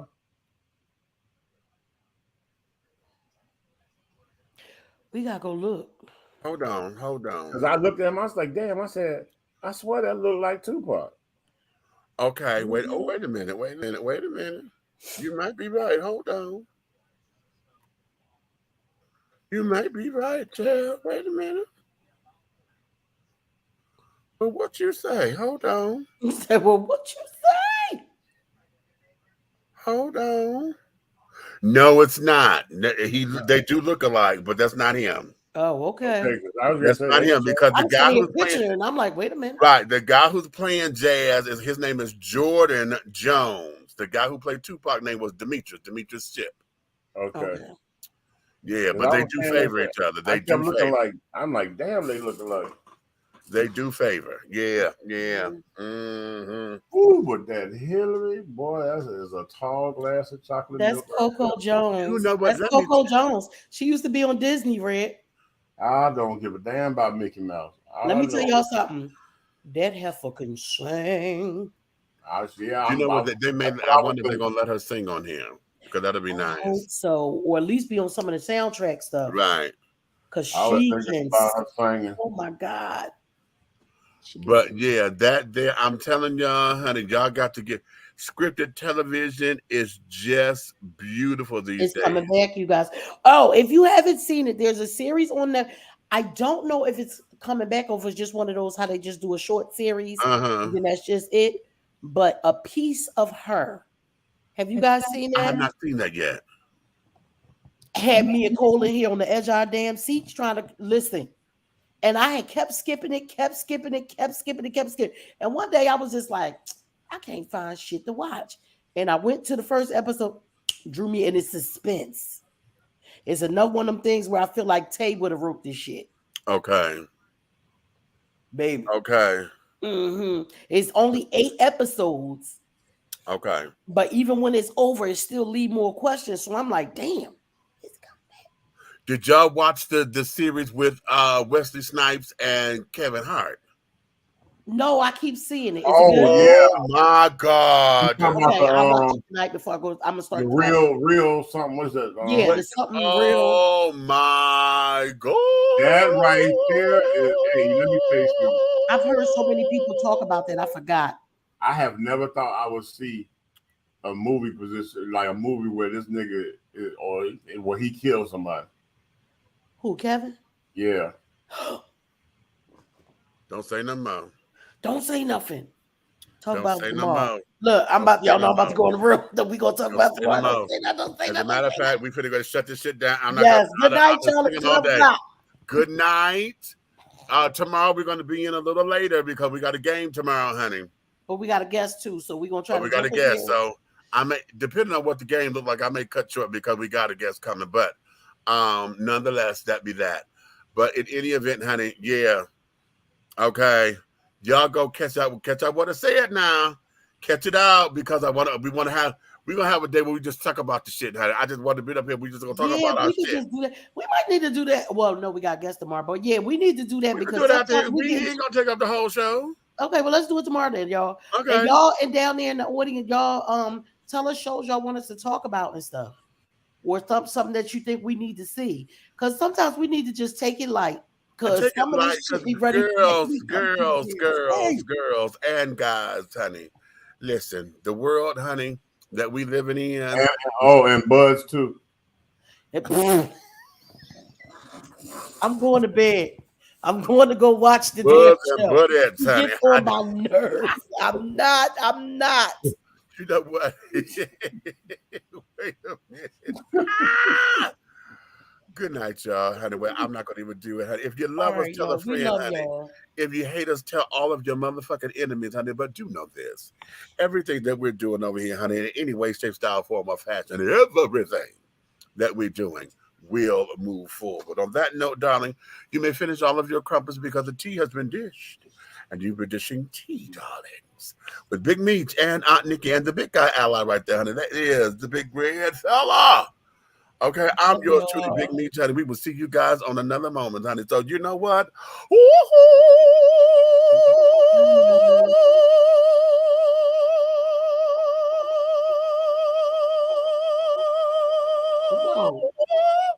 Yes. See y'all tomorrow.